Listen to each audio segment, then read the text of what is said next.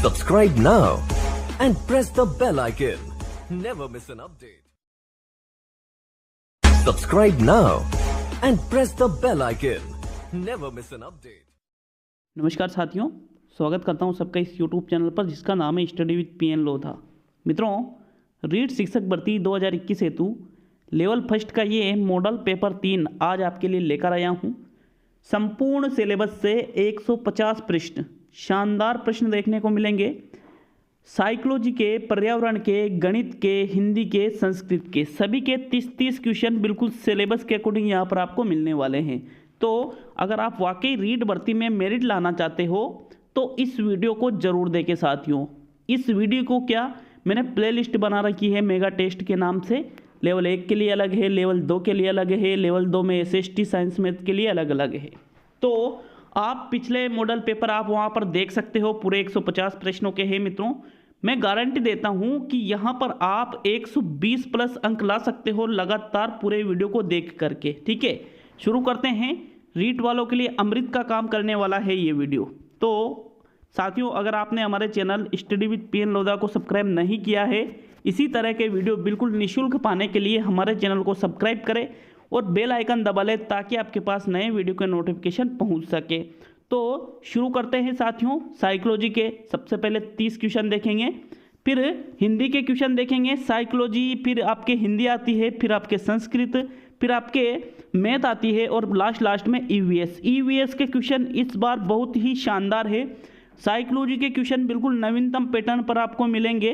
बाकी तीनों सब्जेक्ट के भी बहुत ही अच्छे क्वेश्चन यहाँ पर देखने को मिलने वाले हैं।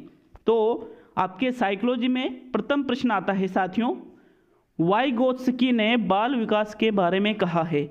क्या कहा है वाइगोत्स्की ने बाल विकास के बारे में? पहला कथन है, औपचारिक शिक्षा का उत्पाद होता है बाल विकास। यह सामाजिक अंतःक्रिया के कारण होता है, यह संस्कृति के आनुवंशिकी के कारण होता है और यह समावेशन और समायोजन का परिणाम होता है। तो साथियों, मोस्ट इंपोर्टेंट क्वेश्चन है। वाइगोत्स्की का कहना था कि बालक का जो विकास है वो सामाजिक अंतःक्रिया के कारण होता है। साथियों, किसके कारण होता है? सामाजिक अंतःक्रिया के कारण। बालक समाज में अंतःक्रिया करता है जिसके परिणाम स्वरूप ही उसका विकास होता है।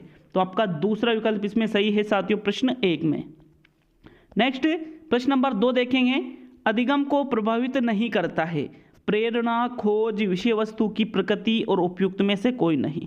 देखिए, प्रेरणा भी अधिगम को प्रभावित करती है, विषय वस्तु की प्रकृति भी अधिगम को प्रभावित करती है, लेकिन ये जो खोज वाला विकल्प है ये गलत है, ये अधिगम को प्रभावित नहीं करता है।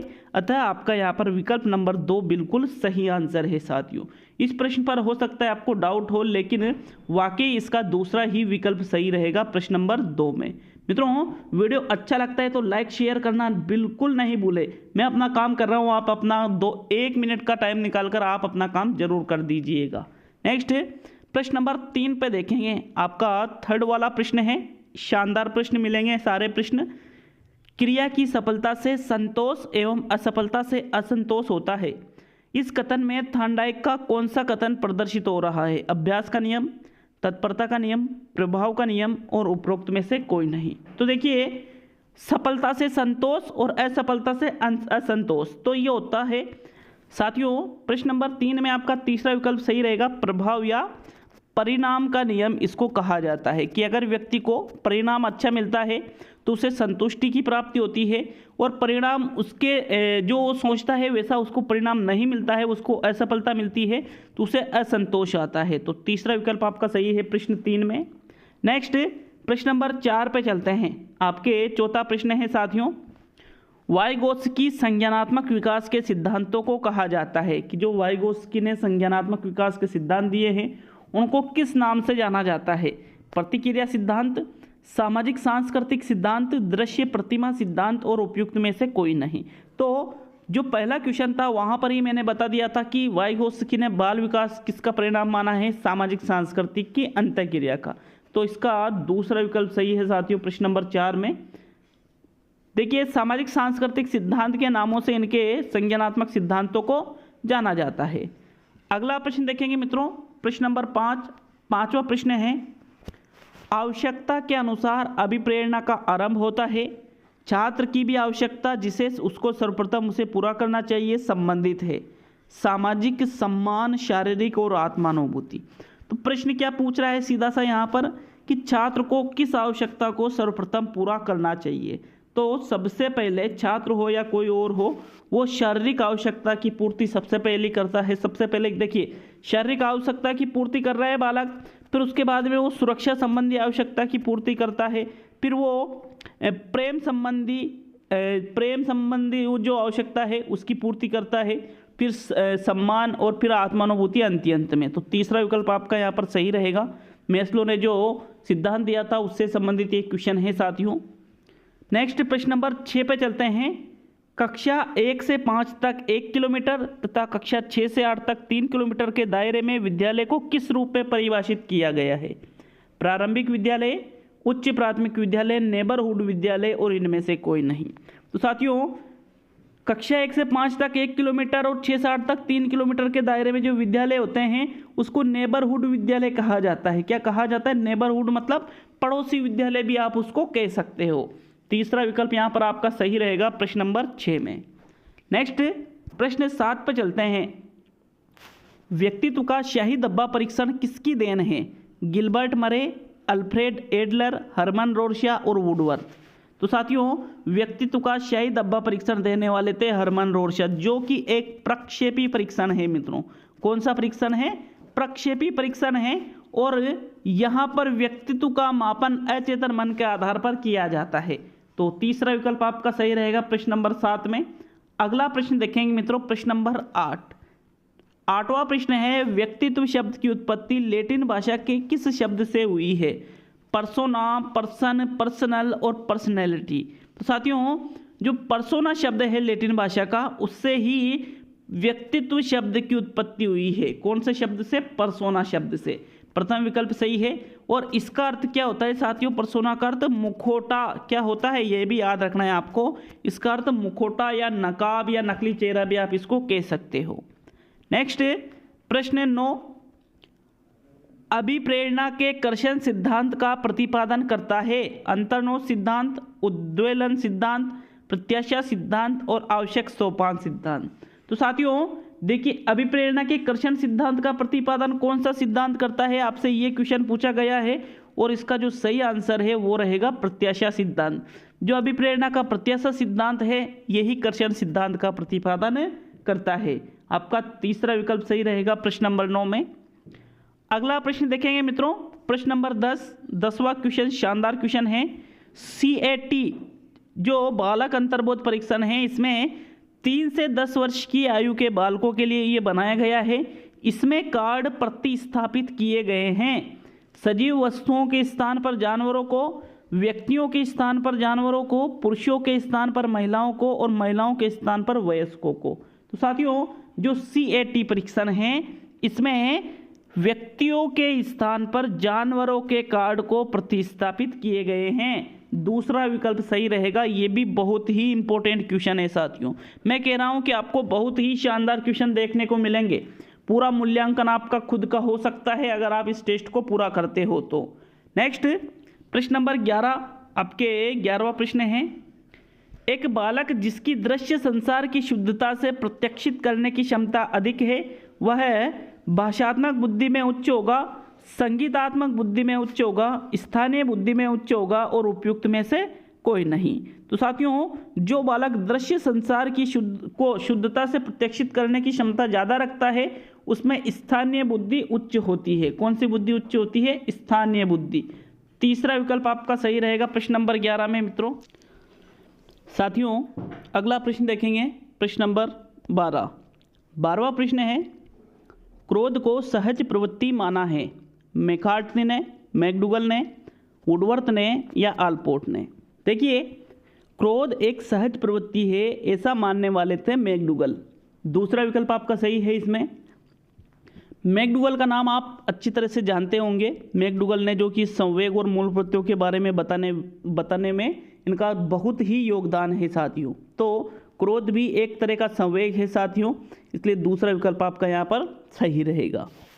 नेक्स्ट प्रश्न नंबर 13 पे चलते हैं। स्नेह प्राप्त करने की इच्छा है स्वाभाविक अभिप्रेरक, कृत्रिम अभिप्रेरक, अर्जित अभिप्रेरक और नकारात्मक अभिप्रेरक। तो स्नेह प्राप्त करना एक जन्मजात क्रिया भी आप इसको मान सकते हो। तो ये कोई अर्जित नहीं होता है, नकारात्मक नहीं होता है, कृत्रिम नहीं होता है, बल्कि ये क्या होता है साथियों, एक स्वाभाविक अभिप्रेरक होता है। आपका प्रथम विकल्प सही है प्रश्न 13 में। नेक्स्ट प्रश्न नंबर 14 पे चलते हैं। वह विचारात्मक क्रिया जिसमें नूतन वास्तविकता तथा उपयोगी अवधारणाओं का प्रस्तुतिकरण निहित हो कही जाती है रचनात्मक, अभिनय, बुद्धि और नवविचार। देखिए यहाँ पर नूतन वास्तविकताएं और उपयोगी अवधारणाओं का प्रस्तुतिकरण, तो इसको कहा जाता है साथियों रचनात्मकता। क्या कहा जाता है इसको? रचनात्मकता के नाम से इसको जाना जाता है। अतः आपका जो प्रथम विकल्प है मित्रों वो सही आंसर रहेगा। नेक्स्ट प्रश्न 15 पे चलते हैं। 15वां क्वेश्चन है, ऐसे बुद्धि परीक्षण को किस नाम से जाना जाता है जिसमें लकड़ी के गुटकों का प्रयोग किया जाता है? TAT, CAT, आर्मी बीटा परीक्षण और निष्पादन परीक्षण। देखिए TAT, CAT इनमें तो कार्डों का प्रयोग किया जाता है। आर्मी बीटा और आर्मी अल्फा परीक्षण जो होते हैं साथियों, इसमें भी ऐसा कुछ लकड़ी के गुटके नहीं होते हैं, लेकिन जो निष्पादन परीक्षण है, परफॉर्मेंस टेस्ट है, इसमें लकड़ी के गुटकों का प्रयोग किया जाता है। अतः यहाँ पर आपका विकल्प नंबर 4 सही है प्रश्न नंबर 15 में। नेक्स्ट प्रश्न नंबर 16 देखेंगे। 16वां क्वेश्चन है, शिक्षा मनोविज्ञान की प्रकृति वैज्ञानिक है क्योंकि, क्यों है शिक्षा मनोविज्ञान की प्रकृति वैज्ञानिक? क्योंकि इसमें विद्यार्थियों के व्यवहार का अध्ययन किया जाता है, क्योंकि यह शैक्षिक वातावरण में अधिगमकर्ता के व्यवहार का वैज्ञानिक माध्यम से अध्ययन किया जाता है, इसमें केवल विज्ञान का अध्ययन इसमें किया जाता है, या प्राप्त सूचनाओं के आधार पर सिद्धांत इसमें निर्मित किए जाते हैं। देखिए मित्रों, शिक्षा मनोविज्ञान की प्रकृति वैज्ञानिक इसलिए है क्योंकि इसमें जो शैक्षिक वातावरण है उसमें अधिगमकर्ता के व्यवहार का वैज्ञानिक माध्यम से अध्ययन किया जाता है, इसलिए शिक्षा मनोविज्ञान की प्रकृति कैसी है? वैज्ञानिक है साथियों। अतः आपका विकल्प नंबर 2 सही है यहाँ पर। नेक्स्ट प्रश्न नंबर 17, विद्यार्थी तब तक नहीं सीख पाते हैं जब तक वे सीखने के लिए स्वयं तैयार ना हो। उन्हें यह ना पता हो कि पढ़ाए गए पाठों का परीक्षण होगा। सामाजिक उद्देश्यों के अनुरूप उन्हें पढ़ाया जाए।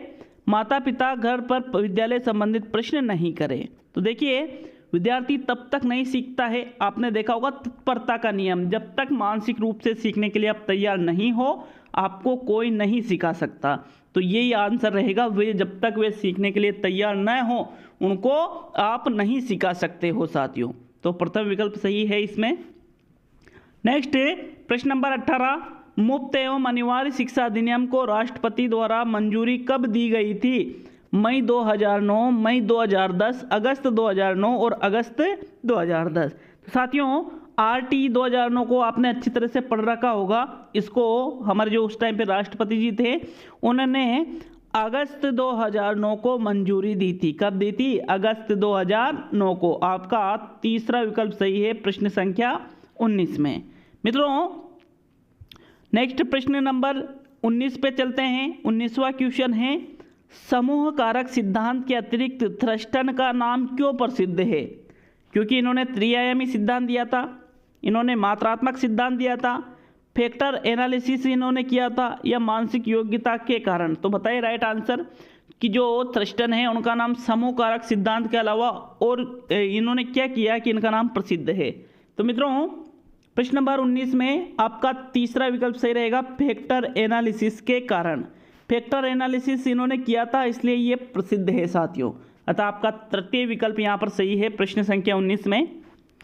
प्रश्न संख्या 20, पोर्टियस भूल भुलैया बुद्धि किस बुद्धि परीक्षण में आते हैं? वाचिक व्यक्ति बुद्धि परीक्षण, वाचिक समूह बुद्धि परीक्षण, अवाचिक समूह बुद्धि परीक्षण और उपयुक्त सभी। तो साथियों राइट आंसर देना है आपको। मित्रों वैसे ये क्वेश्चन बोनस के लायक बन जाता है। क्यों? क्योंकि इसका जो सही आंसर है वो विकल्प में दिया हुआ ही नहीं है। कैसे? देखिए कि पोर्टियस की भूल भुलैया परीक्षण, पहली चीज तो है कि ये एक व्यक्तिगत परीक्षण है। कैसा परीक्षण है?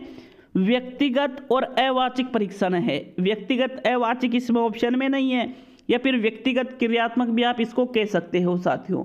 तो इस प्रश्न पर बोनस दिया जाता है क्योंककि इसमें जो सही ऑप्शन है वो विकल्प में नहीं है। नेक्स्ट प्रश्न नंबर 21 पे चलते हैं। विचार कभी न समाप्त होने वाली प्रक्रिया है, यह विचार संबंधित है।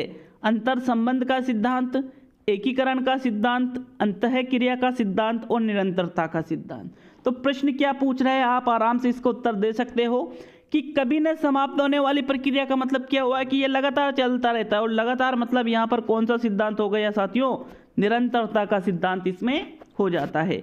तो आपका चौथा विकल्प सही है प्रश्न संख्या 21 में।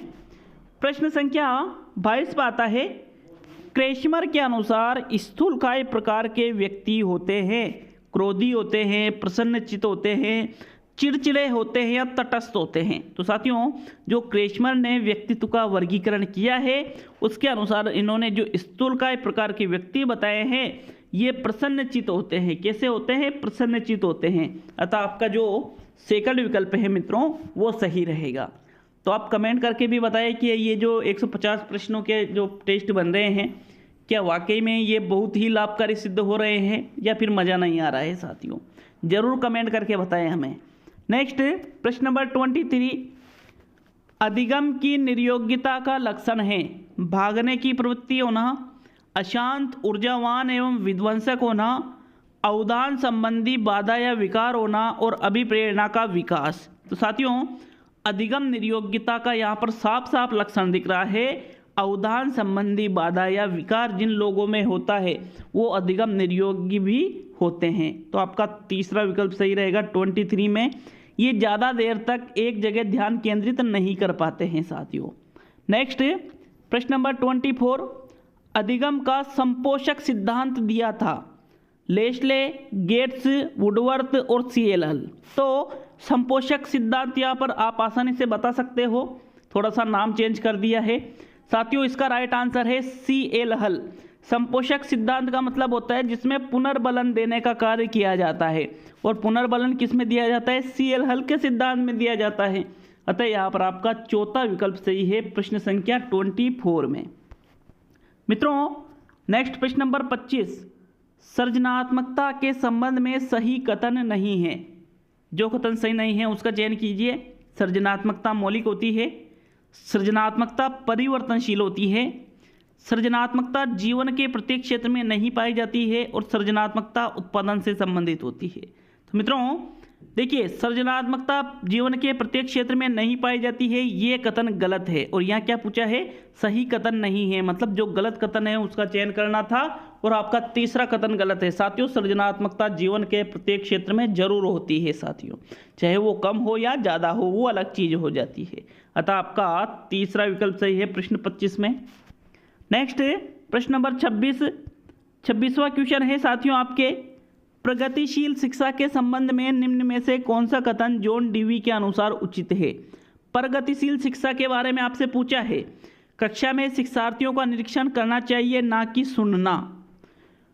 विद्यार्थियों को स्वयं ही सामाजिक समस्याओं को सुलझाने में समर्थ होना चाहिए।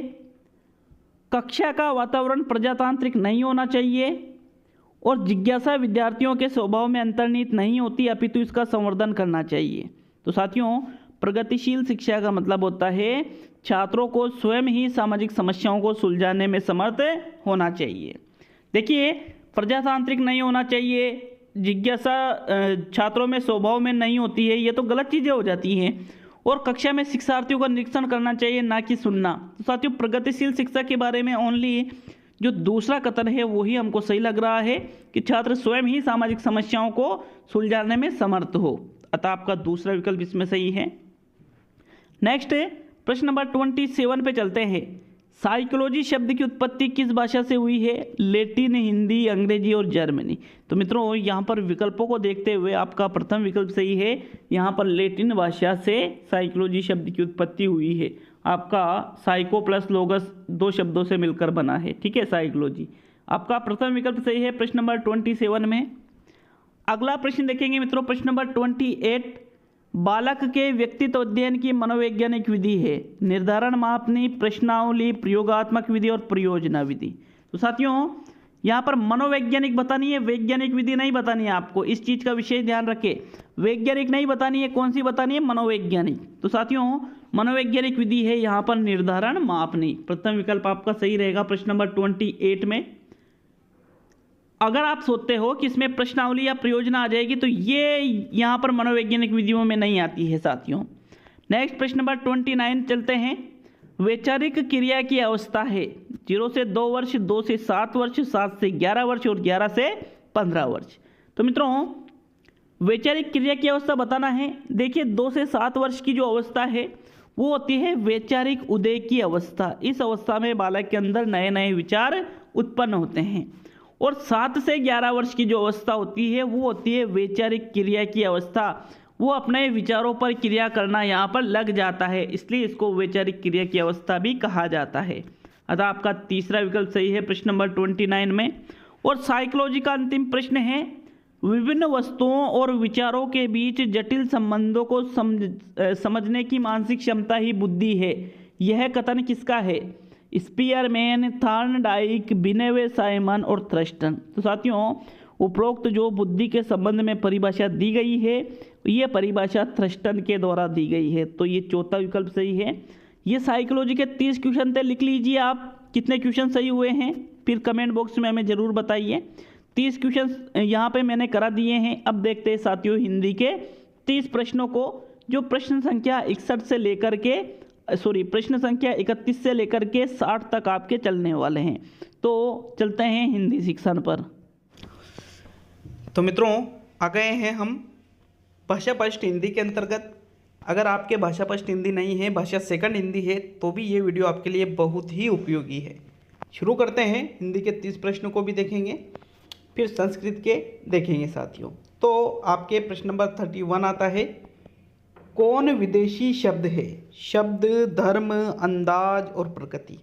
तो मित्रों यहाँ पर देखिए जो अंदाज शब्द है ये एक विदेशी शब्द है। कौन सा शब्द है? ये विदेशी शब्द है। बाकी ये तीनों विदेशी शब्द नहीं हैं, इसलिए आपका तृतीय विकल्प सही रहेगा प्रश्न नंबर 31 में। नेक्स्ट प्रश्न नंबर 32 देखेंगे। आराम से सोच समझ कर आंसर दिया करो मित्रों, मैं वापस कह रहा हूँ, जल्दबाजी करने की ज़रूरत नहीं है। निम्न में से किस शब्द में प्रत्यय नहीं लगा हुआ है? पीढ़ियों, विशेष, लड़ना और सैकड़ों। तो मित्रों देखिए यहाँ पर आपको यही बताना है कि वो शब्द कौन सा है जिसमें प्रत्यय का प्रयोग नहीं हुआ है। तो मित्रों देखिए पीढ़ियों, लड़ना और सैकड़ों, इनमें तो प्रत्यय लगा है, लेकिन जो विशेष शब्द है इसका निर्माण वी प्लस शेष से मिलकर हुआ है। तो इसमें कोई प्रत्यय नहीं है, बल्कि इसमें क्या है? उपसर्ग है। अतः यहाँ पर आपका विकल्प सेकंड सही रहेगा प्रश्न 32 में। अगला प्रश्न देखेंगे मित्रों, प्रश्न नंबर 33। व्यवस्था में संधि है यण, दीर्घ, वृद्धि और गुण। तो मित्रों व्यवस्था का संधि विच्छेद क्या होगा? वी प्लस अवस्था बराबर आपके शब्द क्या बनेगा? व्यवस्था। मतलब इसमें यण संधि है साथियों, क्योंकि ई के बाद असमान स्वर किस में आता है? यण संधि में आता है। अतः आपका प्रथम विकल्प सही रहेगा 33 क्वेश्चन में। नेक्स्ट प्रश्न नंबर 34 पे चलते हैं। नतमस्तक में कौन सा समास है? तत्पुरुषी, द्विगु, बहुब्रीहि और द्वंद्व। तो मित्रों नतमस्तक शब्द में आपको समास बताना है 34 प्रश्न में। देखिए नतमस्तक में आपका तत्पुरुष समास भी है और आपके बहुब्रीहि समास भी है। दोनों विकल्प सही है साथियों, प्रथम विकल्प भी सही है और आपका तीसरा विकल्प भी सही रहेगा इसमें। अगला प्रश्न नंबर 35 देखेंगे। संज्ञा शब्द नहीं है ओरण, कुआं, लड़ना और जंगल। तो साथियों देखिए यहाँ पर ओरण, कुआं, जंगल तीनों ही संज्ञा शब्द है, लेकिन लड़ना क्या है? एक क्रिया है साथियों। क्या है? ये एक क्रिया है। अतः यहाँ पर लड़ना संज्ञा शब्द नहीं है, इसलिए आपका तीसरा विकल्प सही है। नेक्स्ट प्रश्न नंबर 36। घाट घाट का पानी पीना मुहावरे का अर्थ है विभिन्न नदियों का जल पीना। ये तो हमें नहीं लग रहा है भाई। एक नदी के विभिन्न घाटों का पानी पीना, एक स्थान पर नए रहना, देश विदेश का व्यापक अनुभव होना। तो साथियों लोग कहते हैं कि उसने तो घाट घाट का पानी पिया हुआ है, मतलब वो देश विदेश तक का उसके पास व्यापक अनुभव है। चौथा विकल्प आपका सही रहेगा प्रश्न नंबर 36 में साथियों।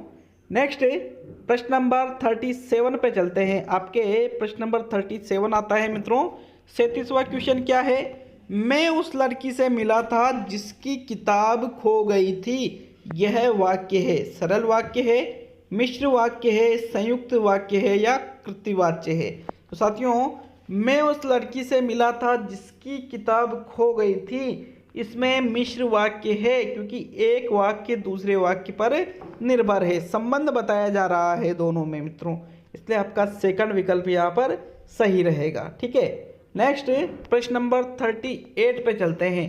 आपके प्रश्न नंबर 38 है, शेर की तरह दहाड़ने वाले आप भीगी बिल्ली कैसे बन गए? रेखांकित पदबंध है। तो इसमें मित्रों वैसे ये रेखांकित करना मैं भूल गया है, लेकिन यहाँ पर रेखांकित कहाँ तक करना है? शेर की तरह दहाड़ने वाले आप, यहाँ तक रेखांकित वाक्य था ये, और आपको बताना है कि इसमें कौन सा पदबंध है।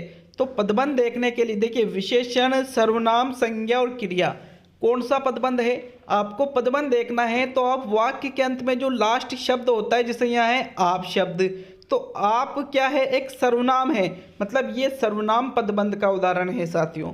38वें क्वेश्चन में आपका सेकंड विकल्प सही रहेगा। क्लियर है सभी के ये भी मित्रों? नेक्स्ट प्रश्न नंबर 39, अपराधी ने सारी बातें साफ साफ कह दी, वाक्य में साफ साफ अव्यय है, विस्मयादि बोधक, संबंध बोधक, क्रिया विशेषण और क्रिया बोधक। तो साथियों, यहाँ पर जो साफ साफ शब्द है वो आपको बताना है कि ये कौन सा अव्यय है साथियों। प्रश्न नंबर 39 में ये साथियों एक क्रिया विशेषण है, मतलब यहाँ पर क्रिया की विशेषता बताई जा रही है, कैसे कह दी? और उसने सारी बातें साफ साफ कह दी। तो तीसरा विकल्प सही है, इसमें कोई संबंध नहीं है, इसमें कोई विस्मया नहीं है, इसमें कोई क्रियाबोधक नहीं है, ये एक क्रिया विशेषण का उदाहरण है। तीसरा विकल्प सही है इसमें। नेक्स्ट प्रश्न नंबर 40 पे चलते हैं। पैसा कमाना एक बात है और पैसा ठीक तरह से खर्च करना दूसरी बात है। यह वाक्य कैसा है? मिश्र वाक्य, संयुक्त वाक्य, सरल वाक्य और युगल वाक्य। तो साथियों, यहाँ पर आप आराम से देखो, सरल वाक्य तो ये होगा नहीं क्योंकि इसमें और शब्द भी आ रहा है और प्लस इसमें और शब्द के अलावा क्रिया भी अलग अलग हो रही है। तो साथियों, ये एक संयुक्त वाक्य का उदाहरण है। किस वाक्य का उदाहरण है ये? संयुक्त वाक्य का। दूसरा विकल्प आपका सही रहेगा क्वेश्चन नंबर 40 में। क्वेश्चन है 41 है, अशर्पियाँ लूटे कोयलों पर मुहर, इसका क्या आशय है? कोयले की रखवाली करना, बेपरवाह हो जाना, महंगी चीज के बजाय सस्ती चीज की परवाह करना और सोने के सिक्के लुटाना। तो साथियों, अशर्पियाँ लूटे और कोयलों पर मुहर लगा रहा है, तो फिर मतलब सीधी सा क्या हुआ कि महंगी चीज के बजाय सस्ती चीज की ज़्यादा परवाह कर रहा है व्यक्ति। तो आपका तीसरा विकल्प सही है प्रश्न संख्या 41 में साथियों। नेक्स्ट प्रश्न संख्या 42 है, सही कथन है। कौन सा कथन सही लग रहा है आपको? कर्ता का स्थान प्राय वाक्य के प्रारंभ में होता है, कर्ता का स्थान प्राय वाक्य के अंत में होता है, कर्ता का स्थान प्राय वाक्य के मध्य में होता है और कर्ता का वाक्य में कोई स्थान ही नहीं होता है। तो साथियों, 42वें क्वेश्चन में आप आराम से बता सकते हो कि वाक्य में कर्ता का स्थान प्रारंभ में होता है। जैसे कोई भी वाक्य हो, जैसे गीता पढ़ रही है, तो इसमें कर्ता कौन है? गीता है, जो कि वाक्य के प्रथम में आई है, तो इसलिए आपका प्रथम विकल्प सही है। नेक्स्ट प्रश्न नंबर 43, सरल वाक्य कौन सा है? श्रमिक श्रम करता है किंतु उसके फल से वंचित रहता है, राम और सीता जाते हैं, चाहे सुबह हो जाए मुझे यह काम पूरा करना है और जो करे सो भरे। तो साथियों, यहाँ पर देखिए, यहाँ पर सरल वाक्य ओनली दूसरा विकल्प है, राम और सीता जाते हैं। यहाँ पर हालांकि और शब्द आ रहा है, लेकिन यहाँ सिर्फ और शब्द आने से ही ये संयुक्त वाक्य का उदाहरण नहीं हो जाता है, क्योंकि मित्रों यहाँ पर भले ही कर्ता दो हो लेकिन क्रिया एक ही हो। जाते हैं मतलब सीधी सी चीज़ है, ऐसा तो नहीं है कि भाई राम विद्यालय जाता है और सीता घर जाती है। अगर ऐसा होता तो फिर वो संयुक्त हो जाता, लेकिन ऐसा इसमें नहीं है, इसलिए आपका दूसरा विकल्प सही है। प्रश्न है 44, इनमें से सार्वनामिक विशेषण किसमें है? गांधी जी ने इनके खिलाफ संघर्ष किया, यह कार तेज भागती है, उनके अनुसार अहिंसा का अर्थ है और वह अत्यंत विनीत थे। तो साथियों प्रश्न संख्या 44 में सही आंसर है सार्वनामिक विशेषण, मतलब इसमें संज्ञा, सर्वनाम और विशेषण तीनों चीजें हो तो वो कहलाएगा सार्वनामिक विशेषण, और वो है यह कार तेज भागती है। ठीक है, यहाँ पर आपका दूसरा विकल्प सही है प्रश्न संख्या 44 में। नेक्स्ट प्रश्न संख्या 45 पे चलते हैं। बताइए 45वां क्वेश्चन आपको देखना है अच्छी तरह से, सारा ध्यान यहाँ पर रखिए आप। इनमें से प्रत्यय से निर्मित शब्द कौन सा है? धैर्य, कुछ, एक, खिलाफ और कोशिश। तो साथियों कौन सा शब्द प्रत्यय से निर्मित है आपको ये बताना है इसमें। मित्रों 45वां क्वेश्चन का सही आंसर बताइए। देखिए धैर्य शब्द में प्रत्यय लगा हुआ है, धैर्य शब्द में यह प्रत्यय लगा हुआ है और मूल शब्द है इसमें धीर, धीर प्लस ये बराबर शब्द बन जाता है धैर्य। प्रथम विकल्प सही है, और साथ में जो चौथा विकल्प है कोशिश, इसमें भी साथियों प्रत्यय लगा है, अतः आपका चौथा विकल्प भी इसमें सही रहेगा। प्रथम और चौथा दोनों विकल्प सही है। नेक्स्ट प्रश्न नंबर 46 पे चलते हैं। स्वाभाविक शब्द इनमें से क्या है? संधि और समास, समास और उपसर्ग, उपसर्ग और प्रत्यय, और उपसर्ग और संधि। तो साथियों बताइए राइट आंसर स्वाभाविक शब्द इनमें से क्या क्या है। प्रश्न नंबर 46 में आंसर बताना है, और इसका सही आंसर है इसमें समास भी है और उपसर्ग भी है। इसमें स्वयं उपसर्ग लग रहा है, और इसमें उपसर्ग भी है, और इसमें प्रत्यय भी है, मतलब आपका दूसरा और तीसरा दोनों ही विकल्प सही है प्रश्न नंबर 46 में। क्लियर है सभी के साथियों। नेक्स्ट अच्छा इसमें एक प्रत्यय लगा हुआ है, ये आपको याद रखना है। प्रश्न नंबर 47 है, इनमें से किसमें विशेषण का प्रयोग नहीं हुआ है? सोहन दौड़ता है, एकदम निकलना, धीरे धीरे चला गया, और एक प्रेरणा। तो साथियों किसमें विशेषण का प्रयोग नहीं हुआ है आपको सही आंसर देना है प्रश्न नंबर 47 में। आपके 47 जो क्वेश्चन है साथियों उसमें सोहन दौड़ता है, इसमें विशेषण का प्रयोग नहीं हुआ है, क्योंकि देखिए दौड़ता है, सोहन दौड़ता है, तो इसमें विशेषता कहाँ बताई जा रही है? दौड़ना उसकी विशेषता थोड़ी है, दौड़ना तो क्रिया है, इसलिए आपका प्रथम विकल्प सही रहेगा 47 में। अगला प्रश्न नंबर 48, अंग्रेजी में किसकी दक्षता असंदिग्ध में रेखांकित पद का अर्थ है? ये जो असंदिग्ध शब्द है इसका मतलब क्या निकलता है? संदेह रहित, निश्चित, सुनिश्चित और अनिश्चित। तो साथियों असंदिग्ध का आपको सही आंसर देना है।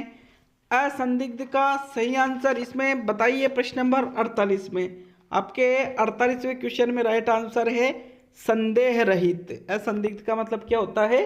संदेह रहित। प्रथम विकल्प सही है प्रश्न 48 में। नेक्स्ट प्रश्न नंबर 49 देखेंगे। कवि का स्त्रीलिंग होगा कवि, कवियत्रो, लेखिका और कवियत्री। तो साथियों कवि का स्त्रीलिंग कवियत्री होता है। क्या होता है? कवियत्री। चौथा विकल्प आपका सही है प्रश्न संख्या 49 में। अगला प्रश्न नंबर 50 देखेंगे। 50वां क्वेश्चन है मित्रों, कौन सा मिश्र वाक्य है? मिश्र वाक्य का चयन करना है आपको प्रश्न संख्या 50 में। मित्रों विकल्प एक है राहुल पढ़ रहा है, सुरेश नदी में डूबने लगा। सेकंड विकल्प मैंने सुना है कि सुरैया ने निकाह कर लिया। तीसरा विकल्प वह आया, थोड़ी देर बैठा और तुरंत लौट गया। तो साथियों यहाँ पर मिश्र वाक्य है आपका मैंने सुना है कि सुरैया ने निकाह कर लिया, यह मिश्र वाक्य है। बाकी चौथा संयुक्त वाक्य है और पहला दूसरा सरल वाक्य है। तो तीसरा विकल्प आपका रहेगा सही यहाँ पर प्रश्न 50 में। नेक्स्ट प्रश्न नंबर 51, कौन सा युग्म विमेल है? गीत विधि पद्य शिक्षण, द्विभाषा विधि अनुवाद शिक्षण, रंगमंच विधि नाटक शिक्षण और दंडान्वय विधि गद्य शिक्षण। तो साथियों यहाँ पर आपको सही आंसर देना है कि कौन सा आपको सही मेल नहीं लग रहा है, मतलब जो जोड़ा सही नहीं है उसका चयन करना है साथियों यहाँ पर। तो आपका राइट आंसर है दंडान्वय विधि गद्य शिक्षण में प्रयुक्त नहीं की जाती है। चौथा विकल्प आपका सही है, ये विमेल है साथियों। नेक्स्ट प्रश्न नंबर 52, इनमें से सही कथन कौन सा है? सही कथन का चयन करना है। वार्षिक योजना वर्ष भर के शिक्षण सत्र के लिए बनाई गई योजना होती है। इकाई योजना एक से अधिक पाठों के शिक्षण के लिए बनाई गई योजना होती है। दैनिक पाठ योजना एक पाठ के शिक्षण के लिए बनाई गई योजना होती है। और उपरोक्त सभी। तो साथियों कौन सा कथन सही लग रहा है, बताइए राइट आंसर। सारा ध्यान यहाँ होना चाहिए मित्रों। राइट आंसर आपका है इसमें उपरोक्त सभी कथन सही है, इसलिए चौथा विकल्प राइट आंसर रहेगा। नेक्स्ट प्रश्न नंबर 53 देखेंगे साथियों। वीमेल है श्रवण कौशल ध्वनि ज्ञान, भाषण कौशल लिपि ज्ञान, पठन कौशल लिपि ज्ञान और लेखन कौशल लिपि ज्ञान। तो साथियों राइट आंसर बताइए कौन सा आपको वीमेल मतलब बेमेल दिख रहा है। सारा ध्यान यही होना चाहिए साथियों। राइट आंसर इसका आता है जो आपका भाषण कौशल है, इसके लिए लिपि ज्ञान जरूरी नहीं है, इसलिए आपका दूसरा विकल्प सही है। बाकी श्रवण कौशल के लिए ध्वनि ज्ञान जरूरी है कि भाई सामने वाला क्या बोल रहा है वो आपको अच्छी तरह से पहचान में आना चाहिए। पठन कौशल के लिए लिपि ज्ञान जरूरी है, लेखन कौशल के लिए लिपि ज्ञान जरूरी है, लेकिन भाषण में तो क्या बोला जाता है साथियों, इसलिए इसमें लिपि ज्ञान आवश्यक नहीं है। तो दूसरा विकल्प सही है प्रश्न नंबर 53 में। नेक्स्ट है प्रश्न नंबर 54। अध्यापक विषय वस्तु को संपूर्ण रूप से दिखाकर फिर उसके अंशों को बताता है, यह किस शिक्षण से नियम से संबंधित है? ज्ञात से अज्ञात की ओर, सरल से जटिल की ओर, स्थूल से सूक्ष्म की ओर, पूर्ण से अंश की ओर। तो राइट आंसर बताइए प्रश्न नंबर 54 में। मित्रों देखिए यहाँ पर प्रश्न क्या पूछ रहा है आपसे कि पहले संपूर्ण विषय वस्तु बता रहा है और फिर अंशों को, तो वो कहलाएगी पूर्ण से अंश की ओर। आपका चौथा विकल्प सही है इसमें। नेक्स्ट प्रश्न नंबर 55 पे चलते हैं साथियों। आपका 55वां प्रश्न आता है। व्याकरण शिक्षण की सर्वोत्तम विधि है सूत्र विधि, अव्याकृत विधि, आगमन निगमन विधि और अन्वय व्यतिरेक विधि। तो व्याकरण शिक्षण की सर्वोत्तम विधि आपकी आती है साथियों आगमन निगमन विधि। तीसरा विकल्प सही है, पहला आगमन विधि का प्रयोग और उसके पश्चात निगमन विधि का प्रयोग। तीसरा विकल्प सही रहेगा प्रश्न नंबर 55 में। नेक्स्ट प्रश्न नंबर 56 देखेंगे साथियों। अव्याकृत विधि से संबंधित सही कथन कौन सा है? इस विधि का दूसरा नाम भाषा संसर्ग विधि है, प्राथमिक स्तर के लिए उपयोगी विधि है, व्याकरण शिक्षण की सर्वोत्तम विधि है और उपयुक्त कथन सभी कथन सही है। तो मित्रों जो अव्याकृत विधि है ये सभी कथन इसके सही है, अतः आपका चौथा विकल्प सही है प्रश्न नंबर 56 में। नेक्स्ट प्रश्न नंबर 57 पे चलते हैं। जिस उद्देश्य की पूर्ति के लिए परीक्षण का निर्माण हुआ है वह उद्देश्य की पूर्ति करे तो कहलाता है। मित्रों वेद्यता नहीं है, सॉरी ये वेद्यता लिखा था मैंने ना, वेद्यता लिखा गया है ये गलती से, वेद्यता, विश्वसनीयता, व्यापकता और इनमें से कोई नहीं। तो जिस उद्देश्य की पूर्ति के लिए परीक्षण का निर्माण हुआ है और यदि उस उद्देश्य की वो पूर्ति करता है तो उसको वेद्यता के नाम से जाना जाएगा। किसके नाम से जाना जाएगा? वेद्यता के नाम से। अतः आपका प्रथम विकल्प यहाँ पर सही है साथियों प्रश्न नंबर 57 में। अगला प्रश्न नंबर 58 देखेंगे। 58वां क्वेश्चन है छात्र छात्राओं का विद्यालय में मूल्यांकन में प्रयुक्त होने वाले प्रश्नों के प्रकार में किसका प्रयोग नहीं होता है? बहुविकल्पी प्रश्न, अति लघुत्तरात्मक प्रश्न, वाक्य पूर्ति वाले प्रश्न और आत्मनिष्ठ प्रश्न। तो साथियों कौन से प्रश्नों का प्रयोग नहीं होता है मूल्यांकन में? देखिए बहुविकल्प भी होते हैं, अति लघुत्तरात्मक भी होते हैं, वाक्य पूर्ति भी होते हैं, लेकिन आत्मनिष्ठ प्रश्न इसमें नहीं होते हैं साथियों। अतः आपका चौथा विकल्प सही है प्रश्न नंबर 58 में। अगला प्रश्न नंबर 59। इनमें से कौन सा कथन सही है? सही कथन का चयन करना है। मॉरिसन शिक्षण की इकाई पद्धति आत्मीकरण को महत्व देते हैं। हर्बर्ट अपनी इकाई पद्धति में प्रस्तुतिकरण पर बल देते हैं। भारतीय उपागम के 3 पहलू है, अदा, प्रक्रिया और प्रदा और उपरोक्त सभी। तो साथियों ये जो तीनों कथन हैं ये तीनों कथन ही सही है, अतः आपका चौथा विकल्प सही है, उपयुक्त सभी कथन सत्य है। मित्रों अंतिम प्रश्न देखेंगे हिंदी शिक्षण का, इसके बाद संस्कृत के प्रश्न 61 से लेकर 90 तक करने वाले हैं, बहुत ही शानदार। आपके लैंग्वेज संस्कृत फर्स्ट हो या लैंग्वेज संस्कृत सेकंड हो, दोनों के लिए ही वो उपयोगी है। तो प्रश्न नंबर 60 पे चलते हैं। मित्रों 60वां प्रश्न है शाबाश, हाँ, नहीं आदि शब्द अध्यापक किस कौशल में प्रयुक्त करता है? पुनर्बलन कौशल में, प्रदर्शन कौशल में, प्रश्न सहजता कौशल में और खोजपूर्ण प्रश्न कौशल में। तो साथियों यहाँ पर इसका सही आंसर है पुनर्बलन कौशल में अध्यापक ऐसे शब्दों का प्रयोग करता है। जैसे किसी छात्र ने कोई उत्तर बताया तो उससे कहते हैं शाबाश, वेरी गुड, ऐसा कहा जाता है। तो ये क्या है? पुनर्बलन दिया जा रहा है उसको। इसलिए मित्रों आपका प्रत्यय विकल्प सही है। तो 60 क्वेश्चन करा चुके हैं, साइकोलॉजी के 30, हिंदी के 30। अब लिख लीजिए कितने क्वेश्चन हो रहे हैं अभी तक। अब संस्कृत के देखेंगे साथियों, ठीक है। तो चलिए संस्कृत के प्रश्नों को भी देख लेते हैं। साथियों आ गए हम संस्कृत के प्रश्नों पर, जो आपको प्रश्न संख्या 61 से प्रश्न संख्या 90 तक संस्कृत के ग्रामर और शिक्षण विधियों के प्रश्न देखने को मिल जाएंगे।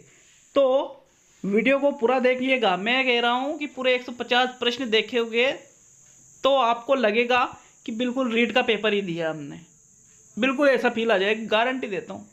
वैसे लग रहा होगा आपने अगर 60 क्वेश्चन देखे होंगे तो। मित्रों आपका प्रश्न नंबर 61 आता है, आगत्य पदे प्रत्यय वर्तते, मतलब आगत्य शब्द है, इसमें कौन सा प्रत्यय है? कत, ल्यप, कत्वतु और यत। तो साथियों आगत्य शब्द में ल्यप प्रत्यय है। देखिए ल्यप प्रत्यय की एक पहचान बताता हूँ, ज़्यादा जानकारी है नहीं हालांकि, किसमें ये शेष रहता है और साथ ही जो आपका ये शेष रहता है उसमें आधा वर्ण भी अधिकतर मिल जाएगा आपको। और साथियों इसमें आपको ये जो लेप प्रत्यय है इसमें ये तो शेष रहता है, साथ में आपको उपसर्ग भी दिख जाता है, अतः आपका दूसरा विकल्प सही है।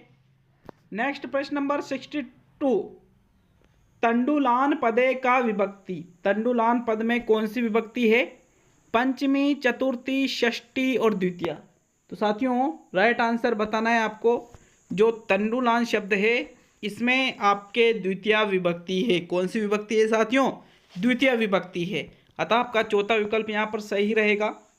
क्लियर है सभी के? नेक्स्ट प्रश्न नंबर 63 पे चलते हैं। आपके 63वां क्वेश्चन है, अतिष्ठत इति पदे धातु वर्तते। अतिष्ठत शब्द में कौन सी धातु है? तिष्ठ धातु, स्था धातु, अतिष्ठ धातु और इष्ट धातु।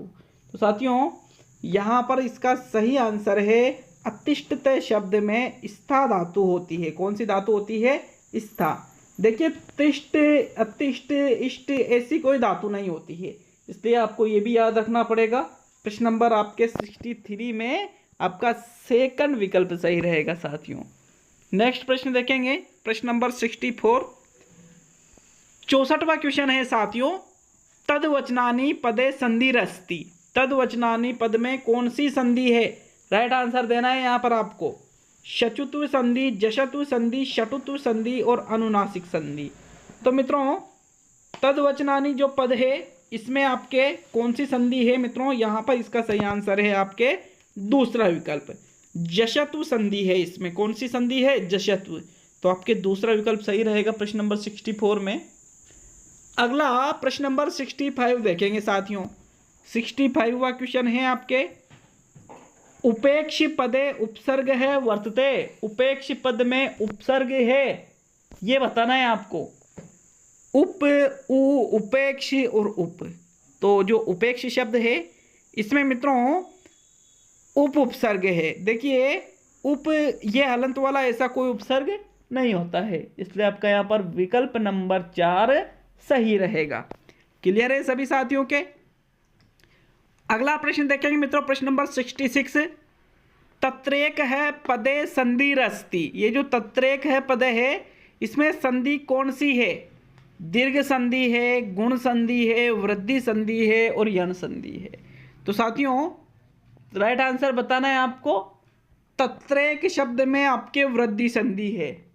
देखिए तत्रेक का संधि विच्छेद क्या होगा? तत्र प्लस एक, तत्र प्लस एक, और ए के बाद में ए आता है तो उसका बड़ा ए बन जाता है बड़ा ए, और ये होती है वृद्धि संधि। ठीक है, इसलिए आपका तीसरा विकल्प सही रहेगा प्रश्न नंबर 66 में। नेक्स्ट प्रश्न नंबर 67 देखेंगे, श्रुत्वा पदे प्रत्यय वर्तते। श्रुत्वा शब्द में कौन सा प्रत्यय है? कत, कत्वा, तल और अनियर। तो मित्रों श्रुत्वा शब्द में आपके कत्वा प्रत्यय है। कौन सा प्रत्यय है? कत्वा। कत्वा पहचान की बड़ी ही अच्छी और सरल पहचान है, प्रत्यय इसमें पहचानना है आपको। तो बाद में अगर त्वा शब्द मिलता है आपको तो उसमें मतलब कत्वा प्रत्यय लगा हुआ है। दूसरा विकल्प सही है साथियों। प्रश्न नंबर 68 पे चलते हैं। उद्यानम पुष्पाणि विकसंति शुद्ध है रूपम अस्ति, मतलब उद्यान में पुष्प विकसित होते हैं, इसका शुद्ध रूप बताना है आपको। उद्यानात् पुष्पाणि विकसंति, उद्याने पुष्पाणि विकसंति, उद्यानाय पुष्पाणि विकसंति और उद्यानयन पुष्पाणि विकसंति। तो साथियों इसका सही आंसर बताइए। प्रश्न नंबर 68 में राइट आंसर इसका क्या रहेगा साथियों, बताइए। मित्रों इसका राइट आंसर है उद्याने पुष्पाणि विकसंति। दूसरा विकल्प आपका सही रहेगा प्रश्न नंबर 68 में। नेक्स्ट प्रश्न नंबर 69 पे चलते हैं। राम वन में जाकर खेलता है, संस्कृत अनुवाद है करोति। संस्कृत में आपको अनुवाद करना है। रामम वनम गत्वा क्रीडति, राम है वनम गत्वा क्रीडति, राम है वनाय गत्वा क्रीडति और राम है वने गत्वा क्रीडति। तो साथियों राइट आंसर आपको देना है प्रश्न नंबर 69 में। देखिए राइट आंसर जो आता है साथियों वो रहेगा राम है वनम गत्वा क्रीडति। दूसरा विकल्प आपका सही रहेगा प्रश्न नंबर 69 में। अगला प्रश्न देखेंगे मित्रों, प्रश्न नंबर 70वां क्वेश्चन है। वनम गत्वा में वनम में द्वितीय विभक्ति किम सूत्रेण भवति। ये थोड़ा हिंदी में लिखा गया है संस्कृत में लिखते लिखते। तो जो वनम गत्वा शब्द है इसमें जो वनम है इसमें द्वितीय विभक्ति किस सूत्र से हुई है। गमने द्वितीया, सहयुक्ते प्रधाने, एकतितम चे, आधारे सप्तमी। तो साथियों इसका राइट आंसर बताइए। वनम गत्वा में जो वनम शब्द है इसमें द्वितीय विभक्ति किस सूत्र से हुई है। मित्रों प्रश्न नंबर 70 में आपका प्रथम विकल्प सही है, गमने द्वितीया जाने के कारण। प्रथम विकल्प राइट रहेगा प्रश्न नंबर 70 में। अगला प्रश्न देखेंगे मित्रों, प्रश्न नंबर 71। द्रक्ष्याव है किम लकार है पुरुष है वचनम रूपम वर्तते। ये देखिए जो द्रक्ष्याव है शब्द है इसमें लकार कौन सा है, पुरुष कौन सा है और वचन कौन सा है। तो सबसे पहले तो आपको अगर द्रक्ष्याव है शब्द है इसमें लकार पहचान लीजिए, क्योंकि यहाँ पर दो लकार ही समान मिल रहे, दो ऑप्शन आप बाहर निकाल सकते हो। लोट लकार उत्तम पुरुष द्विवचन, लट लकार प्रथम पुरुष एक वचन, लिरिट लकार उत्तम पुरुष द्विवचन और लट लकार उत्तम पुरुष द्विवचन। तो साथियों सबसे पहले द्रक्ष्याव शब्द है इसमें लकार देखिए, इसमें कौन सा लकार है आपको ये पता होना चाहिए। तो मित्रों आप आसानी से इसमें बड़ी ही आसानी से, बाकी के पता नहीं हो कोई दिक्कत नहीं है, लेकिन आपने लकार पहचान लिया तो बताइए कौन सा लकार है इसमें साथियों। द्रक्ष्याव शब्द में साथियों लिरिट लकार है। कौन सा लकार है, लिरिट लकार है। आपका तीसरा विकल्प सही है प्रश्न नंबर 71 में। नेक्स्ट प्रश्न देखेंगे मित्रों, प्रश्न नंबर 72। बालक षष्ठी एक वचनम रूपम। बालक जो शब्द है इसका षष्ठी एक वचन रूप बताइए। बालकम, बालकाः, बालकेषु और बालकस्य। षष्ठी एक वचन बालक शब्द का बताना है आपको प्रश्न नंबर 72 में। तो साथियों 72 में षष्ठी एक वचन आएगा आपके बालकस्य। चौथा विकल्प सही है प्रश्न नंबर 72 में। नेक्स्ट प्रश्न नंबर 73। उपसर्ग संज्ञा विधायक सूत्रम। प्राद यह है उपसर्गा क्रिया योगे, भुवाद योधात्व है और गति। तो साथियों उपसर्ग संज्ञा विधायक सूत्र आपको बताना है। इसका राइट आंसर है उपसर्गा है क्रिया योगे। दूसरा विकल्प सही रहेगा प्रश्न नंबर 73 में। नेक्स्ट प्रश्न देखेंगे साथियों, प्रश्न नंबर 74। बाला शब्द है प्रकृति प्रत्यय। ये जो बाला शब्द है ये किससे बना है। बाल प्लस टाप, बाल प्लस ए, बाल प्लस यत और बाल प्लस शानच। तो साथियों जो बाला शब्द है इसमें है बाल प्लस टाप, बराबर शब्द बनता है, इसमें टाप प्रत्यय लगा हुआ है, शब्द क्या बनेगा बाला। प्रथम विकल्प सही है साथियों। नेक्स्ट प्रश्न देखेंगे प्रश्न नंबर 75। नेतुम शब्द प्रत्यय वर्तते। नी प्लस कत्वा, नी प्लस क्षत्रिय, नी प्लस तुमुन और नी प्लस अनियर। तो मित्रों जो नेतुम शब्द है इसमें कौन सा प्रत्यय लगा हुआ है। आपका सही आंसर है नी प्लस तुमुन, बराबर शब्द बनेगा नेतुम। तुमुन प्रत्यय की पहचान है कि बाद में तुम शब्द आपको दिख जाएगा साथियों। तो आपका यहाँ पर तीसरा विकल्प राइट है प्रश्न नंबर 75 में। नेक्स्ट प्रश्न नंबर 76। हरि है वैकुंठम अधिशेते वाक्यस्य द्वितीय विभक्ति पदे वर्तते। इस वाक्य में द्वितीय विभक्ति का कौन सा पद है? अधिशेते, हरि है, वैकुंठम और न कोयपि, मतलब इनमें से कोई नहीं।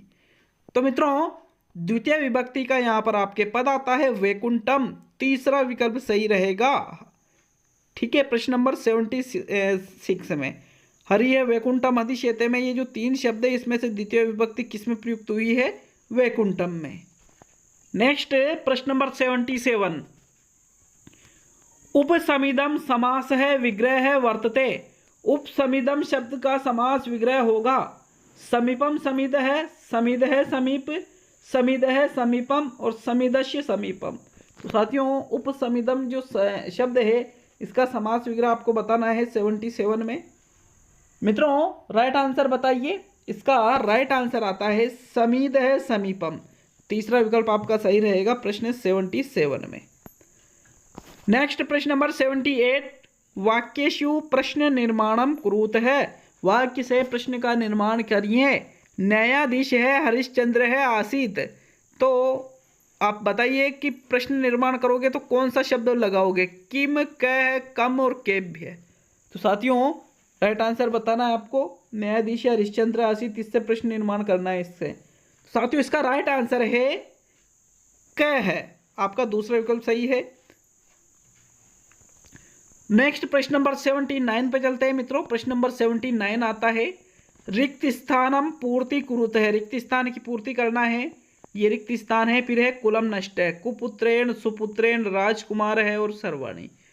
तो कुल को नष्ट कौन करता है? कुपुत्र कुल को नष्ट कर देता है। प्रथम विकल्प आपका सही रहेगा, कुपुत्रेण कुलम नष्टम, आपका प्रथम विकल्प सही है 79 प्रश्न में। नेक्स्ट प्रश्न नंबर 80 पे चलते हैं साथियों। आपके 80वां क्वेश्चन है, देखो एवं कहो विधि कथयति। देखो और कहो विधि को कहा जाता है।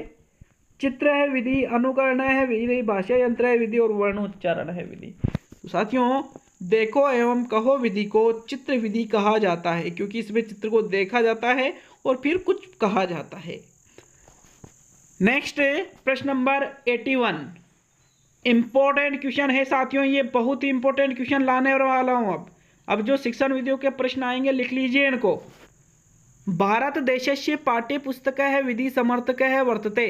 भारत देश में पाठ्य पुस्तक विधि के समर्थक हैं Lord Macaulay, Ramkrishna Gopal, doctor West और डॉक्टर कीट। तो साथियों भारत देश में पाठ्य पुस्तक विधि के समर्थक है आपके डॉक्टर वेस्ट, तीसरा विकल्प सही रहेगा 81 क्वेश्चन में।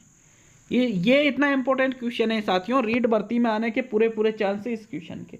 तो विशेष तौर पे आपको इस क्वेश्चन को याद रखना पड़ेगा। नेक्स्ट प्रश्न नंबर 82 पे चलते हैं। प्रारंभिक स्तरे संस्कृत व्याकरण है, सर्वोत्तम प्रणाली अस्ति, सूत्र प्रणाली, अव्याकृति प्रणाली, निगमन प्रणाली और सर्वाणी। तो साथियों प्रारंभिक स्तर पर व्याकरण शिक्षण की सर्वोत्तम प्रणाली कौन सी है? संस्कृत शिक्षण के अंतर्गत यह प्रश्न आपसे पूछा जा रहा है मित्रों। इसका जो सही आंसर है वो रहेगा अव्याकृति प्रणाली, दूसरा विकल्प आपका सही रहेगा। सूत्र प्रणाली, निगमन प्रणाली तो उच्च स्तर पर उपयोगी होती है, इसलिए पहला और तीसरा ये गलत हो जाता है। ओनली सेकंड ही विकल्प आपका सही रहेगा। नेक्स्ट प्रश्न नंबर 83 देखेंगे। हर्बर्टीय पंचपदीय प्रणाली कति पदे वर्तते। जो हर्बर्ट की पंचपदी प्रणाली है इसमें कितने पद है? 6 पद है, 7 पद है, 4 पद है और 5 पद है। साथियों हर्बर्ट की पंचपदी प्रणाली में कुल 5 पद है, मतलब चौथा विकल्प सही है, जिसमें इन्होंने प्रस्तुतिकरण पर बल दिया है। किस पर बल दिया है साथियों? प्रस्तुतिकरण पर, इसलिए आपका चौथा विकल्प सही रहेगा यहाँ पर।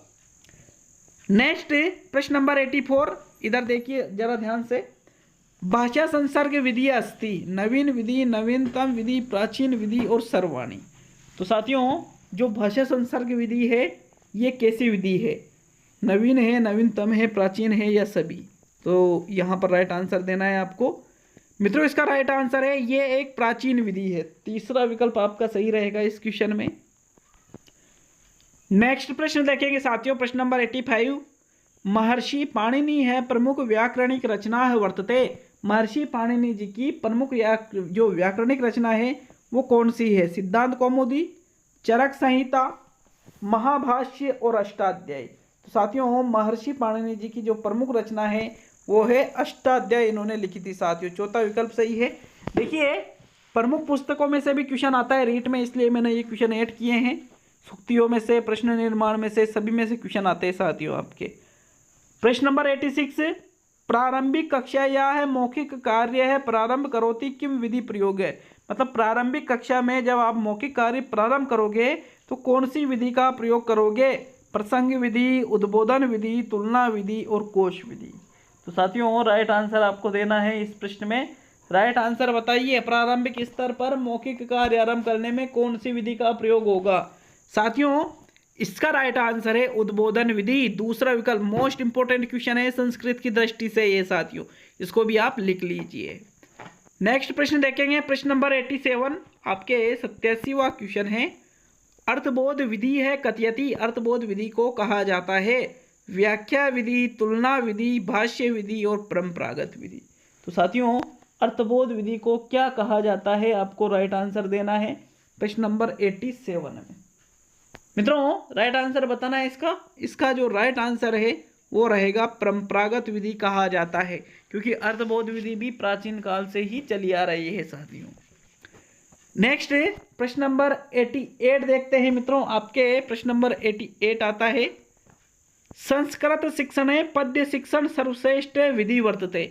संस्कृत शिक्षण में पद्य शिक्षण की सर्वश्रेष्ठ विधि है दंडात्मक विधि, खंडान्वय विधि, भाष्य विधि और नाट्य प्रणाली। तो साथियों संस्कृत शिक्षण में पद्य शिक्षण की सर्वश्रेष्ठ विधि मानी जाती है खंडान्वय विधि को। किस विधि को माना जाता है साथियों?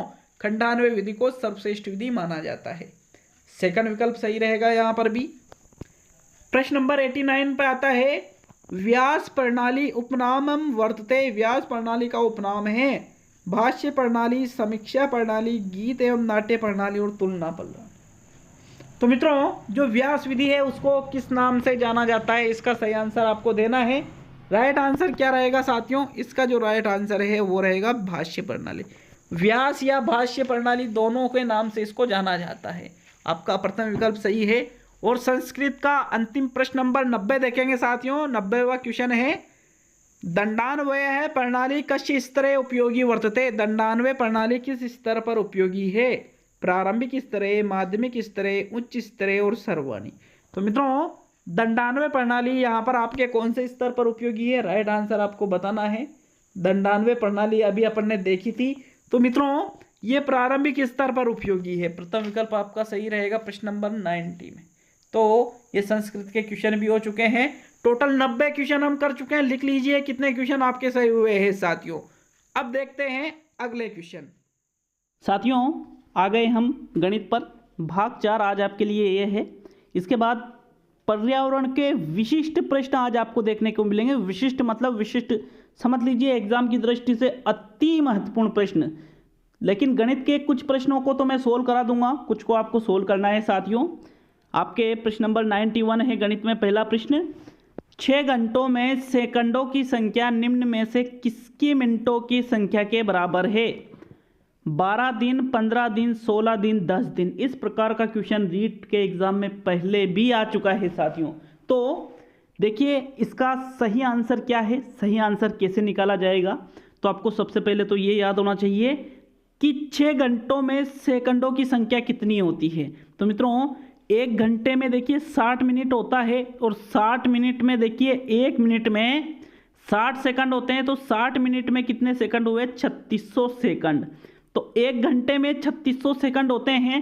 अब आपको 6 घंटे में सेकंड निकालने हैं, तो आपको 3600 × 6 करना पड़ेगा। तो इसको गुणा करोगे तो 0 0 6 6 36 का 6 हासिल 3, 6 18 और 18 3 21। मतलब 21,600 सेकंड आपके पास आए हैं 6 घंटे में। ठीक है, अब यहाँ पर देखिए मित्रों किसके मिनटों की संख्या के बराबर है? तो मिनटों की संख्या कितने दिनों के बराबर है आपको ये बताना है। तो साथियों 1 दिन में देखिए कितने मिनट होते हैं ये निकालना है। तो 1 दिन में मिनट कैसे निकालोगे? 1 दिन में 24 घंटे होते हैं और प्रत्येक घंटे में 60 मिनट होते हैं। तो यहाँ पर 1 दिन में आपके 1440 मिनट निकलते हैं। और आपके सेकंडों की संख्या कितनी थी साथियों? 21,000 21,600। आप 21,600 में 1440 का भाग दे दीजिए साथियों। 21,600 में अगर आप कितने का भाग दोगे, 1440 का, तो यहाँ पर 0 से 0 कट जाती है और इसका भाग देने पर आपके राइट आंसर आएगा साथियों 15 दिन। 15 दिन में 6 घंटों के जो सेकंड है वो 15 दिन के मिनटों के बराबर होती है। तो आपका दूसरा विकल्प इस प्रकार यहाँ पर सही रहेगा प्रश्न नंबर 91 में। साथियों प्रश्न नंबर 92 देखेंगे।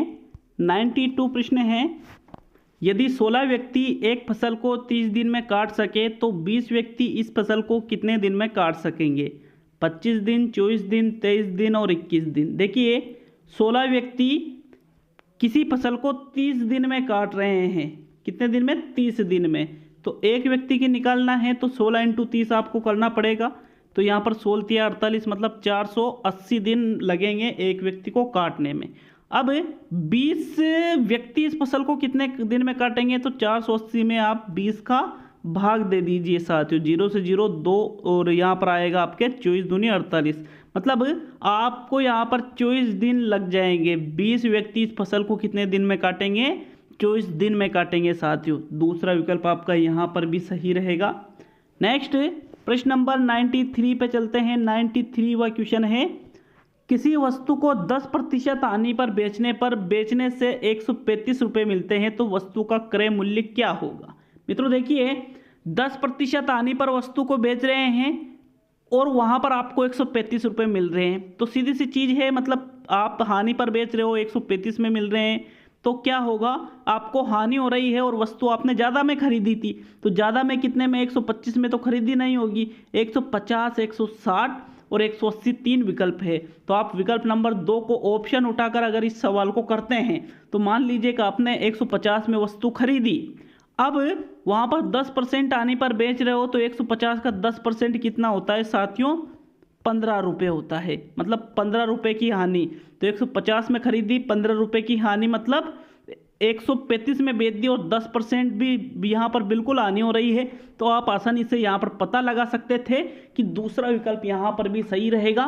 150 रुपये उस वस्तु का क्रय मूल्य था साथियों। ठीक है, नेक्स्ट प्रश्न नंबर 94वां क्वेश्चन है साथियों, किसी विद्यालय में 660 विद्यार्थी हैं। विद्यार्थियों की कुल संख्या कितनी है? 660।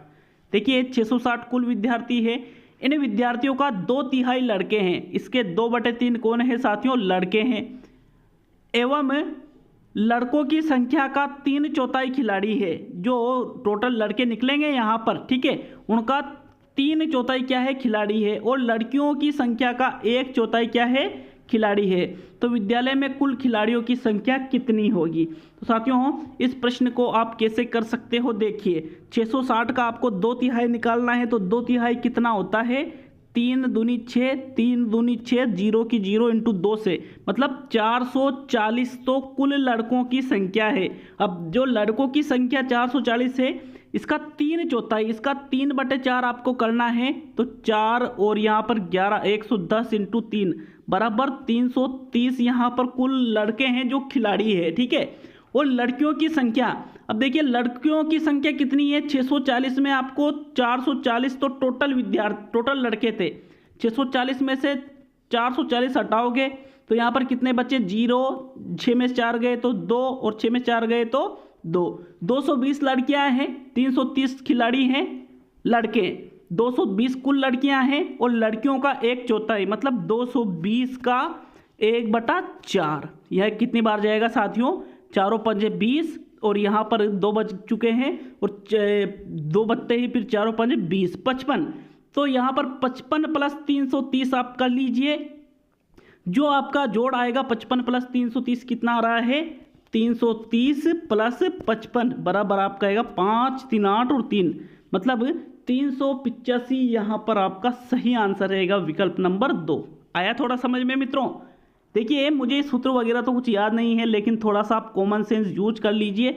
मैंने इन प्रश्नों को बिल्कुल कर नहीं रखा है, लेकिन मित्रों जिस तरीके से आप क्वेश्चन कर सकते हो, देखिए मैं जिस तरह से क्वेश्चन करता हूँ, मुझे गणित का इतना ज़्यादा नॉलेज नहीं है, लेकिन फिर भी 10 में से 6, 7, 8 क्वेश्चन रीट के एग्जाम का कर देता हूँ। तो आप गणित मुझे नहीं आती, मैं मानता हूँ, लेकिन फिर भी क्वेश्चन हो सकते हैं, तो वहाँ पर अपना कॉमन सेंस यूज करना होता है। प्रश्न है 95 कितने समय में 800 का ब्याज 4% की दर से 160 हो जाएगा। तो यहाँ पर तो साधारण ब्याज निकालना, और साधारण ब्याज का सूत्र सभी को मालूम होता है, मूलधन इंटू दर इंटू समय बटे 100। तो यहाँ पर मूलधन है अपने पास 800 रुपये, ब्याज की दर है 4%, समय नहीं है तो बटे 100 लिखेंगे, इंटू कर देंगे। तो साथियों 160 रुपये यहाँ पर ब्याज होना चाहिए।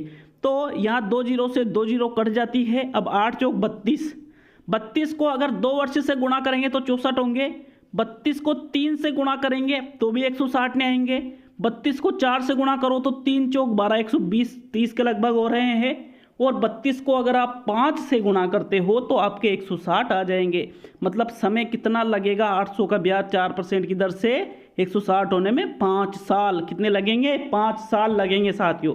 तो चौथा विकल्प सही रहेगा यहाँ पर। नेक्स्ट प्रश्न नंबर 96, कुछ आम ₹1 के 8 की दर से खरीदकर ₹1 के 10 की दर से बेचे गए, निकले यहाँ पर कितने प्रतिशत हानि हुई है? 10%, 20%, 30% और 40। तो देखिए ₹1 के 8 खरीदे और ₹1 के 10 बेचे, मतलब यहाँ पर हानि तो होगी, ये तो फिक्स है। और ₹2 का यहाँ पर अंतर आ रहा है, ठीक है, मतलब 2 फलों का अंतर आ रहा है, 2 आमों का अंतर आ रहा है ₹1 में साथियों। तो यहाँ पर ₹1 में 2 फलों का अंतर आ रहा है। तो देखिए आपको यहाँ पर क्या करना है, प्रश्न नंबर 96 में साथियों ₹1 के 8 खरीदे थे और ₹1 के कितने बेचे? 10 बेचे साथियों। तो मतलब आपको ₹2 की 2 फलों की हानि हो रही है हर बार।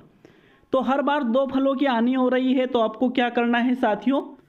तो मित्रों यहाँ पर हानि प्रतिशत निकालनी होगी। तो हानि प्रतिशत कैसे निकालोगे आप? जो आपको हानि हो रही है 2 फलों की उसको ऊपर लिखोगे, जो विक्रय मूल्य कितने बेच रहे हैं? 10 बेच रहे हैं, इंटू 100 करोगे तो यहाँ पर 1 जीरो से 1 जीरो कट जाती है, 2 इंटू 10 बराबर, मतलब आपको 20% की हानि हो रही है। विकल्प नंबर 2 यहाँ पर सही है साथियों, प्रश्न नंबर 96 में।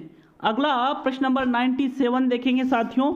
97 प्रश्न है, तर्क प्रधान विधि है, खोज विधि, आगमन विधि, व्याख्यान विधि और विश्लेषण विधि। तो यहाँ तर्क प्रधान विधि की बात की जा रही है साथियों। तो यहाँ पर हो सकता है आप विश्लेषण विधि भी सही करो और आगमन विधि भी सही करो, दोनों ही तर्क प्रधान विधियाँ हैं साथियों, दोनों ही ऑप्शन राइट है, लेकिन आपकी फर्स्ट चॉइस यहाँ पर विश्लेषण विधि होना चाहिए। नेक्स्ट प्रश्न नंबर 98 पे चलते हैं। यदि 2 संख्याओं का योग 104 है तथा उनका अंतर 30 हो तो उनके वर्गों का अंतर होगा, ये वर्णों नहीं है, तो उनके वर्गों का अंतर होगा 6120, 3120, 4041 और 6130। मित्रों प्रश्न नंबर 98 में सही आंसर बताना है। इसका सही आंसर है विकल्प नंबर 2, 3120 इन वर्गों का अंतर होगा, ठीक है। दूसरा विकल्प आपका यहाँ सही है। नेक्स्ट प्रश्न नंबर 99, 56,431 में 6 स्थानीय मान तथा 4 के अंकित मान में अंतर है, 999, 5600, 5996 और 2। तो देखिए 6 का स्थानीय मान यहाँ पर कितना है साथियों? 6000 है। कितना है? 6000। और अंकित मान हमेशा जो होता है वही है, तो 4 यहाँ पर अंकित मान है। 6000 में से 4 कम करोगे तो यहाँ पर कितना आएगा? 5996। मतलब आपका यहाँ पर विकल्प नंबर 3 सही रहेगा प्रश्न नंबर 99 में। नेक्स्ट प्रश्न नंबर 100 देखते हैं। 100वां क्वेश्चन आता है, ₹500 का 8% वर्ष ब्याज की दर से 4 का साधारण ब्याज है, ₹10, ₹32, ₹40 और ₹160। मित्रों इस क्वेश्चन में थोड़ा टाइपिंग में मिस्टेक है। यहाँ पर आपको 8 वर्ष समय दिया जाता है और 4% आपकी ब्याज की दर है। तो यहाँ पर आपको ब्याज निकालना है, कितना ब्याज निकलेगा? तो देखिए ब्याज का वही सूत्र लगाएंगे हम, 500 करेंगे इंटू आपके 8% समय यहाँ दिया हुआ है, 4% ब्याज की दर है, तो यहाँ पर बटे 100 करके इसको काट देंगे। तो 5 इंटू 8 इंटू 4 कर लीजिए, 5 × 40 और 40 चौके 160। तो यहाँ पर आपका चौथा विकल्प इस प्रकार से प्रश्न नंबर 100 में सही हो जाएगा। नेक्स्ट प्रश्न नंबर 101 पे चलते हैं साथियों। एक समबाहु त्रिभुज का प्रत्येक कोण होता है 60 डिग्री का, 45 डिग्री का, 90 डिग्री का और 180 डिग्री का। तो साथियों त्रिभुज के तीनों कोणों का योग कितना होता है? 180 डिग्री। और अगर त्रिभुज समबाहु हो तो प्रत्येक कोण का मान बराबर होता है। तो अब देखिए 3 कोण हैं और 180 डिग्री टोटल है, तो इसमें प्रत्येक का मान कितना आता है? 60 डिग्री। इसका भी 60 डिग्री और इसका भी 60 डिग्री। अतः आपका जो प्रथम विकल्प है वो यहाँ पर सही आंसर है। प्रश्न है 102वां देखेंगे साथियों। एक आयताकार मैदान की परिमिति का मतलब होता है उसका जो लंबाई चौड़ाई का जोड़ है, ठीक है, वो परिमिति कहलाएगी। इसकी लंबाई और चौड़ाई का अनुपात 5:3 है, तो मैदान का क्षेत्रफल कितना है? 13,500, 12,000, 18,500, 2,200 वर्ग मीटर। तो वर्ग मीटर में ही क्षेत्रफल, देखिए यहाँ पर मीटर में है परिमिति, तो मतलब क्षेत्रफल भी मीटर में निकलेगा, और जहाँ क्षेत्रफल निकाला जाता है वहाँ वर्ग लगा होता है साथियों। तो देखिए यहाँ पर आयताकार, जैसे ये मान लीजिए कि आयताकार मैदान है और इसकी जो चारों का योग है, इसकी लंबाई चौड़ाई जो है, इन चारों का योग कितना है? 480 आएगा। और इनका जो अनुपात है यहाँ पर नहीं दिया हुआ है, 5 और 3 इनका अनुपात है। तो यहाँ पर अपने को ये पता नहीं है कि ये इसकी लंबाई कितने मीटर है, इसकी चौड़ाई कितने मीटर है, लेकिन अपने को ये पता है साथियों कि इन दोनों का योग 480 आएगा और इनका अनुपात 5:3 है। तो यहाँ पर हम थोड़ा सा अनुमान लगाकर इस क्वेश्चन को करते हैं मित्रों। देखिए किस प्रकार से हम इसका अनुमान लगा सकते हैं। यहाँ पर अगर हम 5 को 10 से गुणा करते हैं तो यहाँ 50 आ जाएगा। तो फिर यहाँ 3 को भी 10 से गुणा करेंगे तो यहाँ कितना आ जाएगा साथियों? यहाँ पर आपके आ जाएगा 50 और 30 आ जाएगा। अब देखिए यहाँ पर आपके 50 तो ऊपर आ रहा है, 30 यहाँ पर आ रहा है, तो इनकी लंबाई चौड़ाई को जोड़ेंगे तो 50 इधर 30 इधर रह जाएगा। 50 50 100, 30 30 160। अब ये तो 160 आया, लेकिन आना कितना चाहिए? 480। तो हम इसको 5:3 में और आगे बढ़ाते हैं। यदि हम इसको 100 मानते हैं तो 20 पंजे 100 और 20 तिया 60। तो यहाँ पर 100 100 और 60 60 आ जाएगा। 100 100 200 320 आ रहा है, अभी भी मतलब कम है। हम यहाँ पर मानते हैं साथियों कि यहाँ पर अगर 150 यहाँ पर है तो यहाँ पर 5, देखिए 5 25 पंजे 125, 30 पंजे 150 आ रहा है। तो 30 से इसको गुणा किया था तो 30 को इससे भी गुणा करेंगे, 30 तिया 90। यहाँ पर भी 150 आ जाएगा, यहाँ एक 90 आ जाएगा। इनको जोड़ेंगे तो 150 150 300 90 90 180। 300 प्लस 180 बिल्कुल हमारे 480 परिमिति आ चुकी है। और यहाँ पर हम 5:3 में भी है, तो इसका सीधा सा मतलब है जब इन दोनों को गुणा करेंगे तो यहाँ पर आपके जो इसका क्षेत्रफल है वो निकल जाएगा। 150 × 90 को गुणा कर लीजिए, आपका आंसर आ जाएगा साथियों। ये रहा आपका आंसर। 0 0 9 पंजे 45 का 5 हासिल 4, 9 एकम 9 9 4 13 13,500 वर्ग मीटर। प्रथम विकल्प आपका इस प्रकार से यहाँ आप सही कर सकते हो। तो मतलब कुछ चीज़ें होती है जो आपको नहीं आती है, लेकिन थोड़ा कॉमन सेंस वहाँ पर लगा लिया तो आप उस क्वेश्चन को सोल्व कर सकते हो यदि आपके पास टाइम बचा हुआ है तो। प्रश्न 103 पे चलते हैं। यदि 8 आदमी किसी कार्य को 75 दिनों में करते हैं तो उसी कार्य को 40 दिन में कितने आदमी करेंगे? तो यहाँ पर आप बड़ी आसानी से इस सवाल को कर सकते हो। देखिए 8 आदमी कार्य को कितने दिनों में कर रहे हैं? 75 दिनों में। तो 75 × 8 1 का निकल जाएगा। 8 पंजे 40 की 0 हासिल 4, 8 7 56 और 4 60। 600 दिन लगेंगे एक आदमी को, तो 40 दिन में कितने आदमी काम करेंगे? 600/40 कर लीजिए। 600/40, 0 की 0, यहाँ पर 4 और 15 चौके 60, मतलब 15 दिन। तो टोटल 15 आदमी लगेंगे साथियों 40 दिन में इस काम को करने के लिए। दूसरा विकल्प आपका यहाँ पर सही रहेगा प्रश्न 103 में। अगला प्रश्न नंबर 104 देखेंगे। यदि 438 संतरों का मूल्य 1384.08 हो तो 8 संतरों का मूल्य लगभग कितने रुपए होगा? तो यहाँ पर क्वेश्चन देखिए, 438 संतरों का भाग आपको 1384 में देना है साथियों। 0.8 हटा दीजिए क्योंकि यहाँ लगभग में आ जाएगा। तो आप यहाँ पर 438 का भाग दीजिए। इसके कटने पर जो आपका रहेगा उसको 8 से गुणा कर लेना, आपका आंसर निकल जाएगा साथियों। तो मित्रों इस क्वेश्चन में मुझे थोड़ा डाउट लग रहा है क्योंकि 438 का तो 1384 है, तो 8 का इतना नहीं होगा, मुझे ऐसा लग रहा है। इसलिए इस प्रश्न पर बोनस दिया जाता है। ये प्रश्न ही गलत है, इसमें ऑप्शन गलत है साथियों। प्रश्न 105 देखेंगे। मित्रों प्रश्न नंबर 105 आता है, किसी वस्तु को 120 रुपये में बेचा गया था तथा उस पर 20 रुपये का लाभ कमाया तो प्रतिशत लाभ ज्ञात करें। अब क्या करना है, देखिए 120 रुपये में बेचा और लाभ कितना कमाया, 20 रुपये का, तो मतलब यहाँ पर जो क्रय मूल्य है वो कितना था, 100 रुपया। अब 100 रुपया पे 20 रुपया लाभ कमाया तो आप डायरेक्टली बता सकते थे कि इसका आंसर क्या रहेगा, 20% उसने लाभ कमाया। विकल्प तीसरा सही है साथियों। नेक्स्ट प्रश्न नंबर 106 में इस त्रिभुज को देखिए आप, पी क्यू आर त्रिभुज है, पी क्यू आर।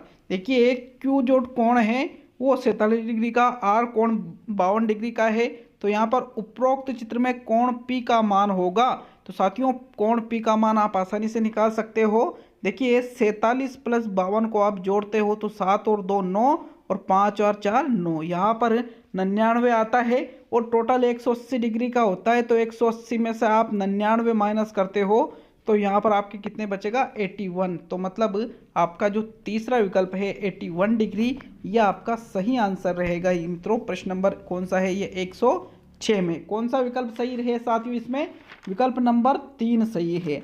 अगला आप प्रश्न नंबर 107 देखेंगे मित्रों, 12,401 को किसी संख्या से भाग देने पर भागफल 77 तथा शेषफल 4 बचता है तो उसका भाजक क्या है, 161, 62, 63, 64।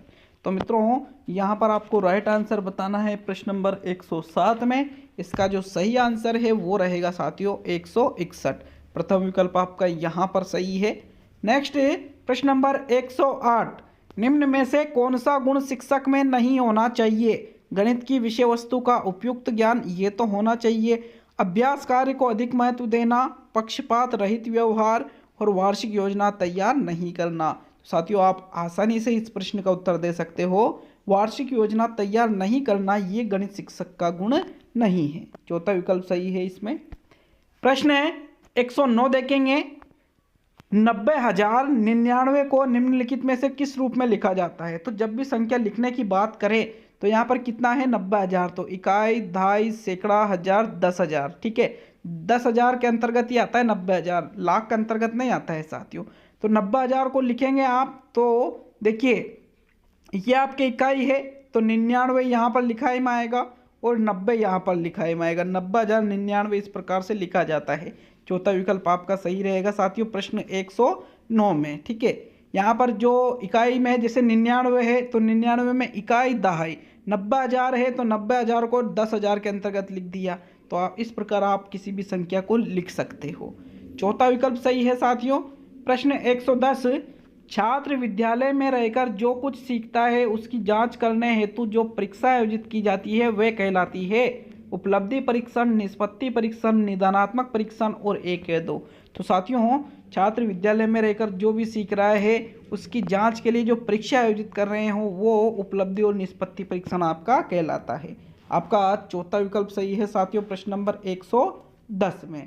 नेक्स्ट प्रश्न नंबर 111 देखेंगे साथियों, आपके 111वां क्वेश्चन आता है, 122 सेंटीमीटर भुजा वाले एक वर्ग के अंतर्गत बड़ा वृत्त का क्षेत्रफल होगा। तो साथियों वृत्त के बारे में ये क्वेश्चन है आपका और इसमें आपसे पूछा गया है कि भुजा कितनी है इसकी, वर्ग की 122 सेंटीमीटर। तो सबसे बड़ा वृत्त का क्षेत्रफल क्या रहेगा साथियों, 98.56 वर्ग सेमी, 89.65 वर्ग सेमी, 76.42 वर्ग सेमी और 9,856 वर्ग सेमी। तो साथियों प्रश्न नंबर जो 121 है वो रहेगा आपका, यहाँ पे 98 है, सॉरी यहाँ पॉइंट लगाना भूल गए हैं, 98.56 वर्ग सेमी, यहाँ पर पॉइंट लगाना भूल गए थे। चौथा विकल्प सही है साथियों प्रश्न नंबर 111 में।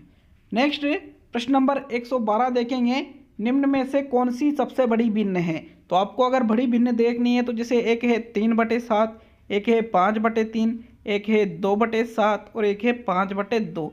तो आपको क्या करना है, ऊपर की संख्या में 0 लगा देना है और भाग दे देना है। तो जो सबसे बड़ा आएगा, जैसे यहाँ पर 3 में 50 में 3 का भाग दिया तो 16 के लगभग आ रहा है, 7 में 20 का भाग दिया तो 7 या 21, 2.3 के लगभग आ रहा है, 2 में यहाँ पर 50 में भाग दिया तो यहाँ 25 के अनुसार आ रहा है। तो यहाँ पर ऑटोमेटिक पता चल गया जो चौथी भिन्न है वो सबसे बड़ी है साथियों। तो यहाँ पर प्रश्न नंबर 112वें में आपका चौथा विकल्प सही रहेगा।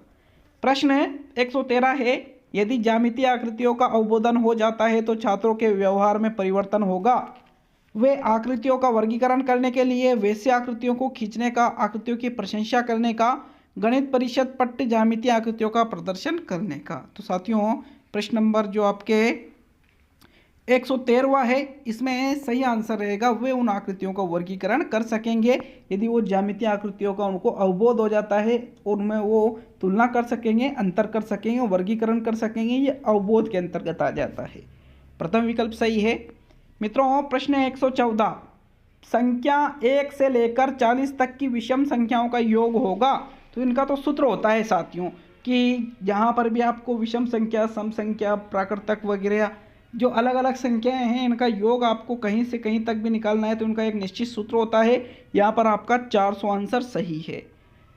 प्रश्न 115 देखेंगे, गणित शिक्षण की उपयुक्त विधि है व्याख्यान विधि, प्रदर्शन विधि, आगमन निगमन विधि और सभी।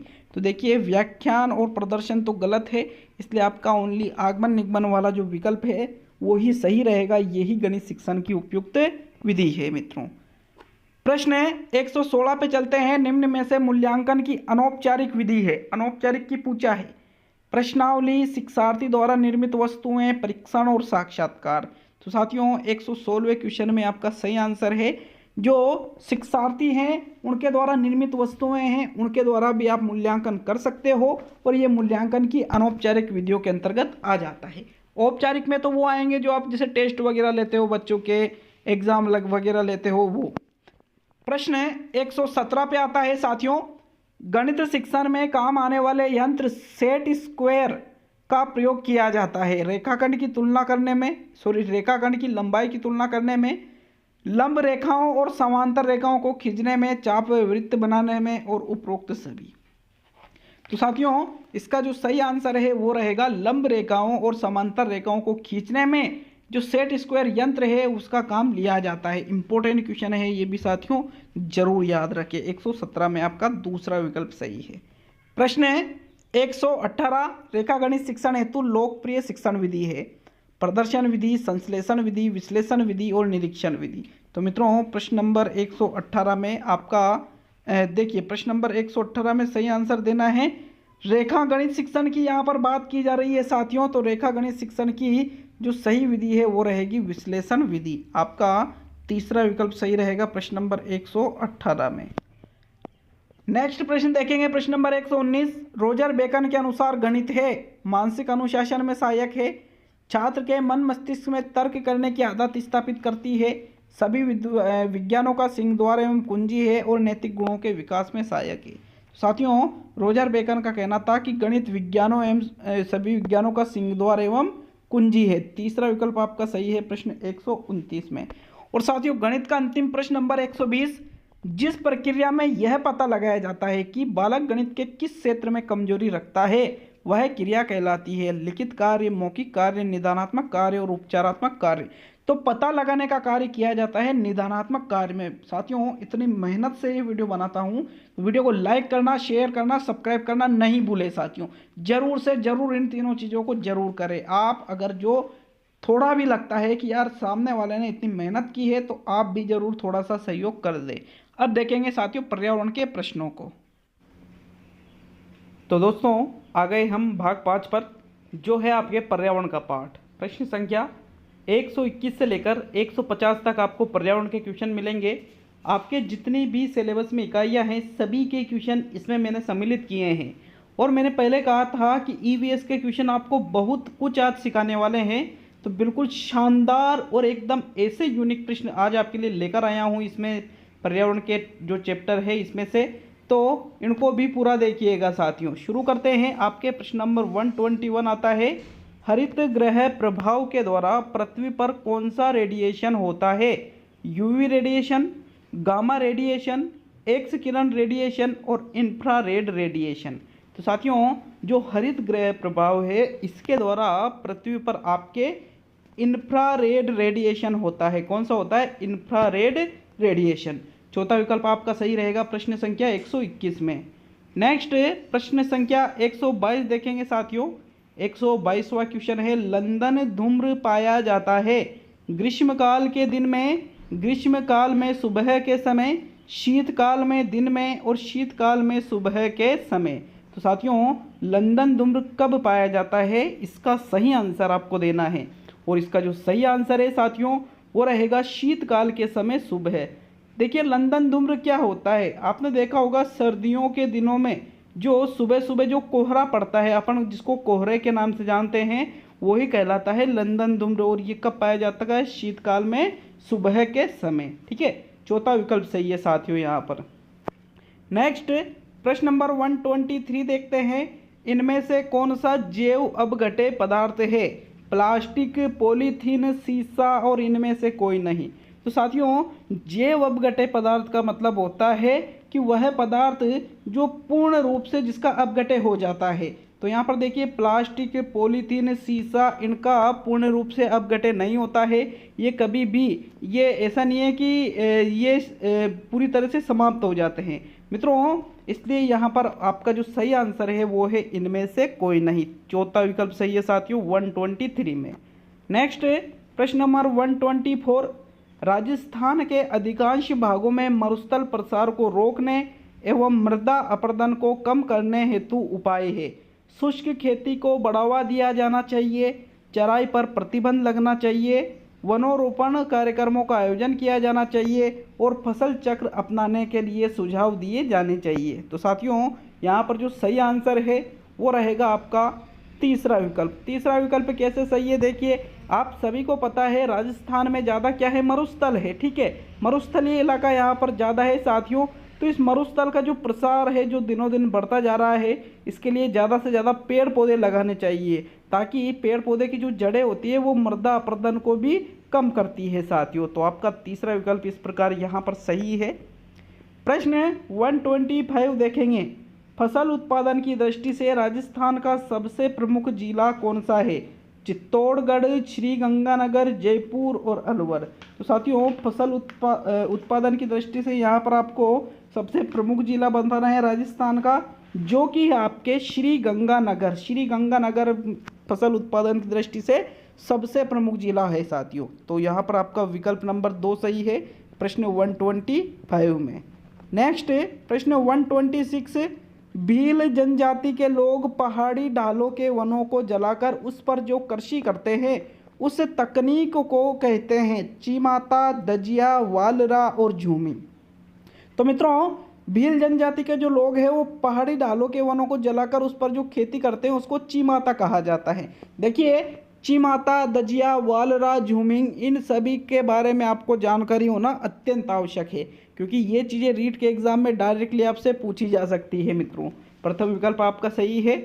नेक्स्ट प्रश्न नंबर 127 पे चलते हैं, राजस्थान के किस जिले में सर्वाधिक पशु मेले लगते हैं, नागौर, बीकानेर, चूरू और अजमेर। तो साथियों सर्वाधिक पशु मेले जहाँ पर लगते हैं उस जिले का नाम है नागौर जिला। कौन सा जिला साथियों, नागौर। आपका प्रथम विकल्प सही है साथियों प्रश्न नंबर 127 में।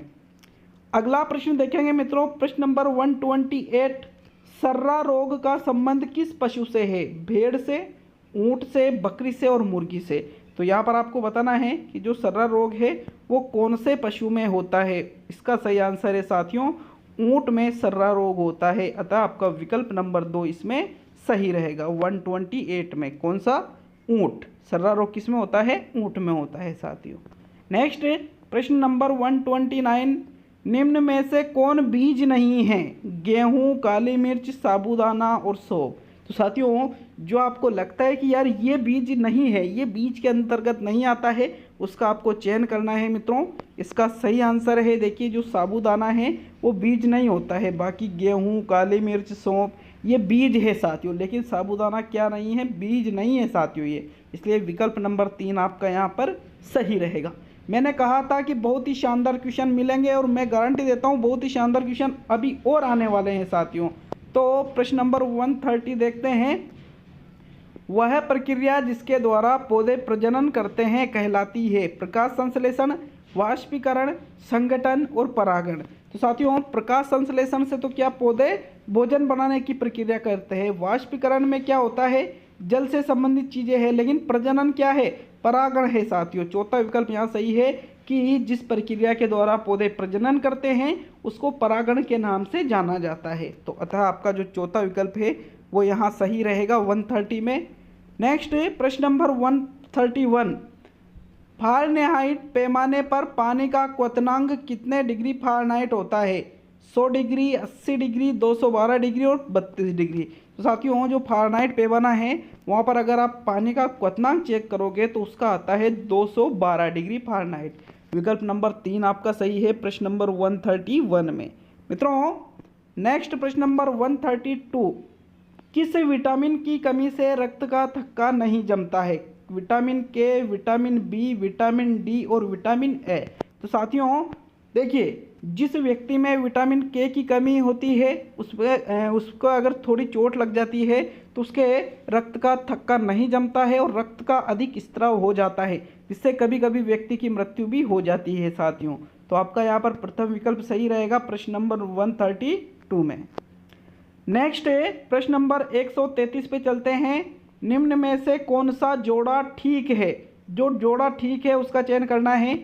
असम बिहू, ओडिशा भरतनाट्यम, तमिलनाडु लावणी, कर्नाटक कथक। तो साथियों देखिए यहाँ पर आपका प्रथम विकल्प सही है, असम बिहू, ये जोड़ा यहाँ ठीक है, बाकी के जोड़े क्या है मित्रों, गलत है। इसलिए आपका प्रथम विकल्प सही है प्रश्न नंबर 133 में। अगला प्रश्न नंबर 134 देखेंगे मित्रों, बहुत ही इंपॉर्टेंट क्वेश्चन है ये। इंपॉर्टेंट क्वेश्चन क्यों है? क्योंकि एक क्वेश्चन में ही आपके कम से कम 3 क्वेश्चन इसमें बने हुए हैं। तो प्रश्न क्या है, एस्किमो अपने घर इग्लू का निर्माण बर्फ से करते हैं, इसका क्या कारण है? तो साथियों देखिए 2-3 क्वेश्चन बन गए हैं कि एस्किमो जाति के जो लोग हैं उनके घर को क्या कहते हैं, इग्लू। इसका निर्माण ये किससे करते हैं, बर्फ से करते हैं। तो 2 क्वेश्चन यहाँ पर आपके कंप्लीट हो जाते हैं। लेकिन बर्फ से क्यों करते हैं, इसका कारण क्या है? तो विकल्प है क्योंकि बर्फ ठंडी हवा और पानी को अंदर नहीं आने देता, क्योंकि बर्फ की दीवारों के बीच जो मौजूद हवा होती है वो अंदर की गर्मी को बाहर जाने से रोकती है, या बर्फ मुफ्त में मिलती है, अन्य सामग्री की कीमत वहाँ अधिक होती है, अथवा ध्रुवीय क्षेत्रों में, ये नेत्रों नहीं है सॉरी ये क्षेत्रों है, में केवल बर्फ ही उपलब्ध है। तो साथियों जो एस्किमो जनजाति के जो लोग हैं वो अपने घर जो बनाते हैं जिनको इग्लू कहते हैं, इसका निर्माण बर्फ से इसलिए करते हैं ताकि जो बर्फ की दीवारों के बीच जो मौजूद हवा है वो अंदर की गर्मी को बाहर जाने से रोकती है साथियों। इसलिए दूसरा विकल्प आपका सही रहेगा प्रश्न नंबर 134 में। नेक्स्ट प्रश्न देखेंगे साथियों, प्रश्न नंबर 135वां क्वेश्चन है। बंद कमरे में यदि कोई 3-4 घंटे के लिए कोयले की अंगीठी का प्रयोग करता है तो इसका खतरनाक प्रभाव होगा। कमरे का तापमान एक साधारण रूप में से बढ़ जाएगा, रक्त में कार्बन डाइऑक्साइड की मात्रा बढ़ जाएगी, रक्त में कार्बन मोनोऑक्साइड की मात्रा बढ़ जाएगी, या रक्त में हीमोग्लोबिन की मात्रा बढ़ जाएगी। तो साथियों देखिए अंगीठी का नाम आप सभी ने सुन रखा होगा। अगर अंगीठी को बंद कमरे में जलाया जाता है ज़्यादा देर तक तो वहाँ पर जो उपस्थित व्यक्ति होता है उसके रक्त में कार्बन मोनोऑक्साइड की मात्रा ज़्यादा हो जाएगी, जिसके कारण व्यक्ति की दम घुटने से वहाँ पर मृत्यु भी हो जाती है साथियों। तो विकल्प 3 आपका सही है प्रश्न नंबर 135 में। अगला प्रश्न नंबर 136 देखेंगे मित्रों। भोपाल गैस त्रासदी निम्न में से किसके कारण हुई है? Methane gas, phosgene gas, methyl isocyanate gas और मेथिल एमाइन गैस। तो साथियों भोपाल गैस त्रासदी आपके किस गैस के कारण हुई है? सभी को पता होगा ये भोपाल गैस कांड वाला जो मैटर है, बहुत से लोगों की यहाँ पर जान भी गई थी इसके कारण। तो साथियों यहाँ पर मिथिल आइसोसाइनाइड जो गैस है उसका स्त्राव हो गया था साथियों। इसलिए आपका तीसरा विकल्प यहाँ सही है कि यहाँ पर किसके कारण हुई है, मिथिल आइसोसाइनेट के कारण। ठीक है। प्रश्न है 137, श्वेत फेफड़ा कैंसर होता है एस्बेस्टस से, पेपर से, टेक्सटाइल से और सिलिका से। तो साथियों देखिए श्वेत फेफड़ा कैंसर किसे कहते हैं ये भी आपको याद होना चाहिए, लेकिन पहले आप आंसर बताइए। मित्रों इसका राइट आंसर है टेक्सटाइल से। अब आप कहोगे कि टेक्सटाइल से कैसे होगा, तो भैया टेक्सटाइल से ऐसे होगा कि जो टेक्सटाइल उद्योग होते हैं वहाँ पर जब उनको टेक्सटाइल को काटा जाता है, डिजाइनें वगैरह बनाई जाती है, तो उससे जो धूल उड़ती है टेक्सटाइल की, ठीक है, जो बिल्कुल पीसी हुई टेक्सटाइल हो जाती है, वो श्वास लेते समय अंदर चली जाती है, फेफड़ों में जम जाती है, जिसे कहा जाता है श्वेत फेफड़ा कैंसर, ठीक है। इसलिए मित्रों आपका तीसरा विकल्प सही है, टेक्सटाइल से। श्वेत फेफड़ा कैंसर किससे होता है? टेक्सटाइल से। नेक्स्ट है प्रश्न नंबर 138, पर्यावरण अध्ययन के संबंध में कथन विधि का दोष है। अध्यापक आलसी हो जाता है, अतिरिक्त ज्ञान मिल जाता है, छात्र निष्क्रिय हो जाता है और विषय वस्तु पर्याप्त नहीं होती है। तो मित्रों कथन विधि में देखो, ज्ञान अतिरिक्त, अध्यापक का आलसी होना, विषय वस्तु पर्याप्त नहीं, ये तो गलत है। राइट आंसर क्या रहेगा? छात्र निष्क्रिय हो जाता है, क्योंकि कथन विधि में क्या होता है कि अध्यापक कोई भी चीज़ बता रहा है कथन के माध्यम से, छात्र उसको सुन रहे हैं, छात्र चुपचाप बैठे हैं। अब क्या पता किसी छात्र का मन कक्षा में है या फिर कहीं और लग रहा है साथियों, इसलिए यहाँ पर जो छात्र निष्क्रिय हो जाता है वो विकल्प इसका सही रहेगा प्रश्न 138 में। नेक्स्ट प्रश्न देखेंगे मित्रों 139, टेडपोल किसके जीवन की प्रारंभिक अवस्था है? मेंढक, मछली, टारपीडो और ध्रुवीय बालू। ये भी वेरी मोस्ट इंपॉर्टेंट क्वेश्चन है साथियों, अगर आपको याद नहीं है तो इस क्वेश्चन को जरूर लिख लीजिए। टेडपोल यहाँ पर मेंढक के जीवन की प्रारंभिक अवस्था है। किसके जीवन की? मेंढक के जीवन की। प्रथम विकल्प आपका सही रहेगा प्रश्न 139 में। नेक्स्ट प्रश्न नंबर 140, हरी खाद से तात्पर्य है फसलों में कृमिनाशक डालना, लेग्यूमिनस पौधों की हरी फसल उगाना, मिट्टी में अपघटित है ये अपघटित कार्बनिक पदार्थ मिलाना और फसलों में ताज़ा बने पेस्टिसाइड डालना। तो साथियों हरी खाद का मतलब होता है यहाँ पर लेग्यूमिनस पौधों की जो हरी फसल उगाई जाती है उसको ही हरी खाद यहाँ पर कहा जाता है। विकल्प दूसरा सही है। ये भी मोस्ट इंपॉर्टेंट क्वेश्चन है, मैंने पहले ही कहा था कि बहुत ही शानदार क्वेश्चन पर्यावरण के मैं आपके लिए लेकर आया हूँ साथियों। प्रश्न 141 आता है, क्लोन है एक जनक से प्राप्त पौधे, कायिक रूप से उत्पादित पौधे, आनुवांशिक रूप से जनक पौधे के समान और उपरोक्त सभी। तो साथियों ये तीनों ही चीज़ें क्लोन के अंतर्गत आ जाती है, अतः आपका जो चौथा विकल्प है उपरोक्त सभी ये सही रहेगा। क्लोन क्या है साथियों? एकल जनक से प्राप्त पौधे भी है, कायिक रूप से उत्पादित पौधे हैं, आनुवांशिक रूप से जनक पौधे के समान भी है। तो चौथा विकल्प आपका सही है 141 में। नेक्स्ट है प्रश्न नंबर 142, चिपको आंदोलन के प्रणेता है किरण बेदी, सुंदरलाल बहुगुणा, मेधा पाटकर और इनमें से कोई नहीं। तो आप सभी ने चिपको आंदोलन का तो अच्छी तरह से नाम सुना होगा, ये भी वेरी मोस्ट इंपॉर्टेंट फैक्ट है साथियों। इसके जो प्रणेता है वो कौन है? सुंदरलाल बहुगुणा। विकल्प नंबर दूसरा 142वें क्वेश्चन में आपका सही आंसर है साथियों। अगला प्रश्न देखेंगे मित्रों प्रश्न नंबर 143, शांत घाटी जिसे राष्ट्रीय पार्क का दर्जा प्राप्त है स्थित है जम्मू कश्मीर में, तमिलनाडु में, पश्चिम बंगाल में और केरल में। तो मैंने कहा था कि क्वेश्चन धांसू और शानदार मिलेंगे, तो साथियों ऐसे क्वेश्चन ही आपके एग्जाम में आने के पूरे चांस है मित्रों। शांत घाटी केरल में स्थित है जिसे राष्ट्रीय पार्क का दर्जा भी प्राप्त है। तो चौथा विकल्प आपका सही रहेगा प्रश्न नंबर 143 में। अब आपके ज़्यादा क्वेश्चन नहीं बचे हैं साथियों, ये मेगा टेस्ट भी आपके पूरा हो रहा है। प्रश्न नंबर 144, छात्रों को पर्यावरण अध्ययन की सभी शाखाओं को एक साथ पढ़ाने हेतु निम्न में से कौन सा उपागम श्रेष्ठ है? एकीकृत उपागम, स्वानुदेशन उपागम, चक्राकार उपागम और अध्यापक केंद्रित उपागम। तो प्रश्न क्या पूछ रहा है? सभी शाखाओं को एक साथ पढ़ाने हेतु, तो एक साथ किस में पढ़ाया जाएगा? एकीकृत उपागम में पढ़ाया जाएगा। आप आसानी से इसका अनुमान लगा सकते हो, मतलब प्रथम विकल्प आपका यहाँ सही है प्रश्न नंबर 144 में। नेक्स्ट प्रश्न नंबर 145 देखेंगे। 145वां क्वेश्चन है, कुनेन नामक दवाई प्राप्त होती है नीलगिरी के पौधे से, एकोनाइट के पौधे से, सिनकोना के पौधे से और जलीय पौधे से। तो मित्रों इस क्वेश्चन को भी आपको लिख लेना है। कुनेन नामक दवाई सिनकोना नामक पौधे से प्राप्त होती है। किससे होती है? सिनकोना नामक पौधे से। ये भी इंपॉर्टेंट क्वेश्चन है साथियों। तीसरा विकल्प सही है प्रश्न नंबर 145 में। अगला प्रश्न नंबर 146 देखेंगे। कच्चे तेल का उपयोग किया जाता है डामर बनाने में, प्लास्टिक बनाने में, पेंट बनाने में, औषधीय पौधों में और ड्राई क्लीनिंग में। अब आपके सामने विकल्प है 1, 2, 3 सही है। दूसरा विकल्प है पहला और पांचवा सही है। तीसरा विकल्प है पहला, चौथा, पांचवा सही है और चौथा विकल्प है उपरोक्त सभी सही है। तो साथियों कच्चे तेल से डामर बनाया जाता है, प्लास्टिक बनाया जाता है, पेंट बनाया जाता है, औषधीय पौधे और ड्राई क्लीनिंग, ये सभी चीज़ें सही है, मतलब आपका जो चौथा विकल्प है वो सही रहेगा साथियों। तो मित्रों ये जो मेहनत कर रहा हूँ इतना ज़्यादा देखो आप सोच के देखो, लगातार 1.5-2 घंटे तक, और एक पेपर है नहीं कि भाई एक ही पेपर बनाया, लेवल सेकंड के भी दोनों पेपर भी बना रखे हैं मैंने। तो आप इतनी मेहनत करने के बावजूद भी आप वीडियो को डिसलाइक करके जाते हो। वीडियो को लाइक कर दीजिए अगर अच्छा लगता है तो, बिल्कुल आपके लिए ये मेहनत है, ठोको लाइक साथियों। प्रश्न नंबर 147 है, कक्षा में शिक्षक ने किसी एक विषय पर बच्चों को आपस में बात करने का अवसर दिया, ऐसा करने पर, कि कोई एक टॉपिक दे दिया जिस पर बच्चों को बात करना है, शिक्षक ने ऐसा कहा है। तो बच्चों की आपसी बातचीत शिक्षण प्रक्रिया में बाधा है।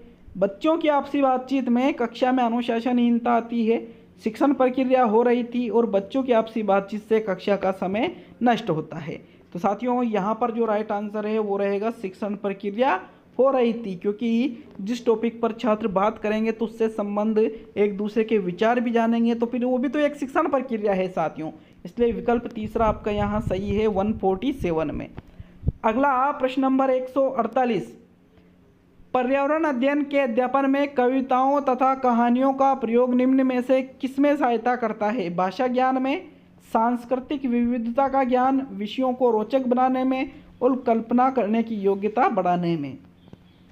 साथियों वैसे तो पुस्तक में इसका आंसर चौथा विकल्प दे रखा था, कल्पना करने की योग्यता बढ़ाने में।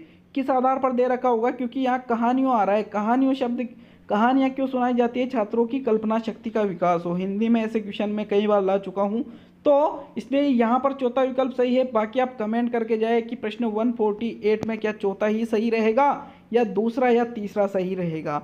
नेक्स्ट है प्रश्न नंबर 149, बच्चों को पर्यावरण अध्ययन पढ़ाया जाना आवश्यक है। नैतिकता की समाज का विकास होता है, अवधारणाओं की गहरी समझ का विकास होता है, पर्यावरण की जानकारी एवं महत्व देना और उपयुक्त सभी। तो साथियों ये सभी चीज़ें पर्यावरण अध्ययन में आवश्यक है मित्रों, इसलिए आपका जो चौथा विकल्प है वो सही रहेगा 149 में। और मित्रों आज का अंतिम प्रश्न नंबर 150, निम्न में से कौन सी विधि पर्यावरण अध्ययन पढ़ाने की विधि का अपवाद है? समस्या का समाधान, सहयोगात्मक शिक्षा, निर्देशित खोज और व्याख्यानों से समझाना।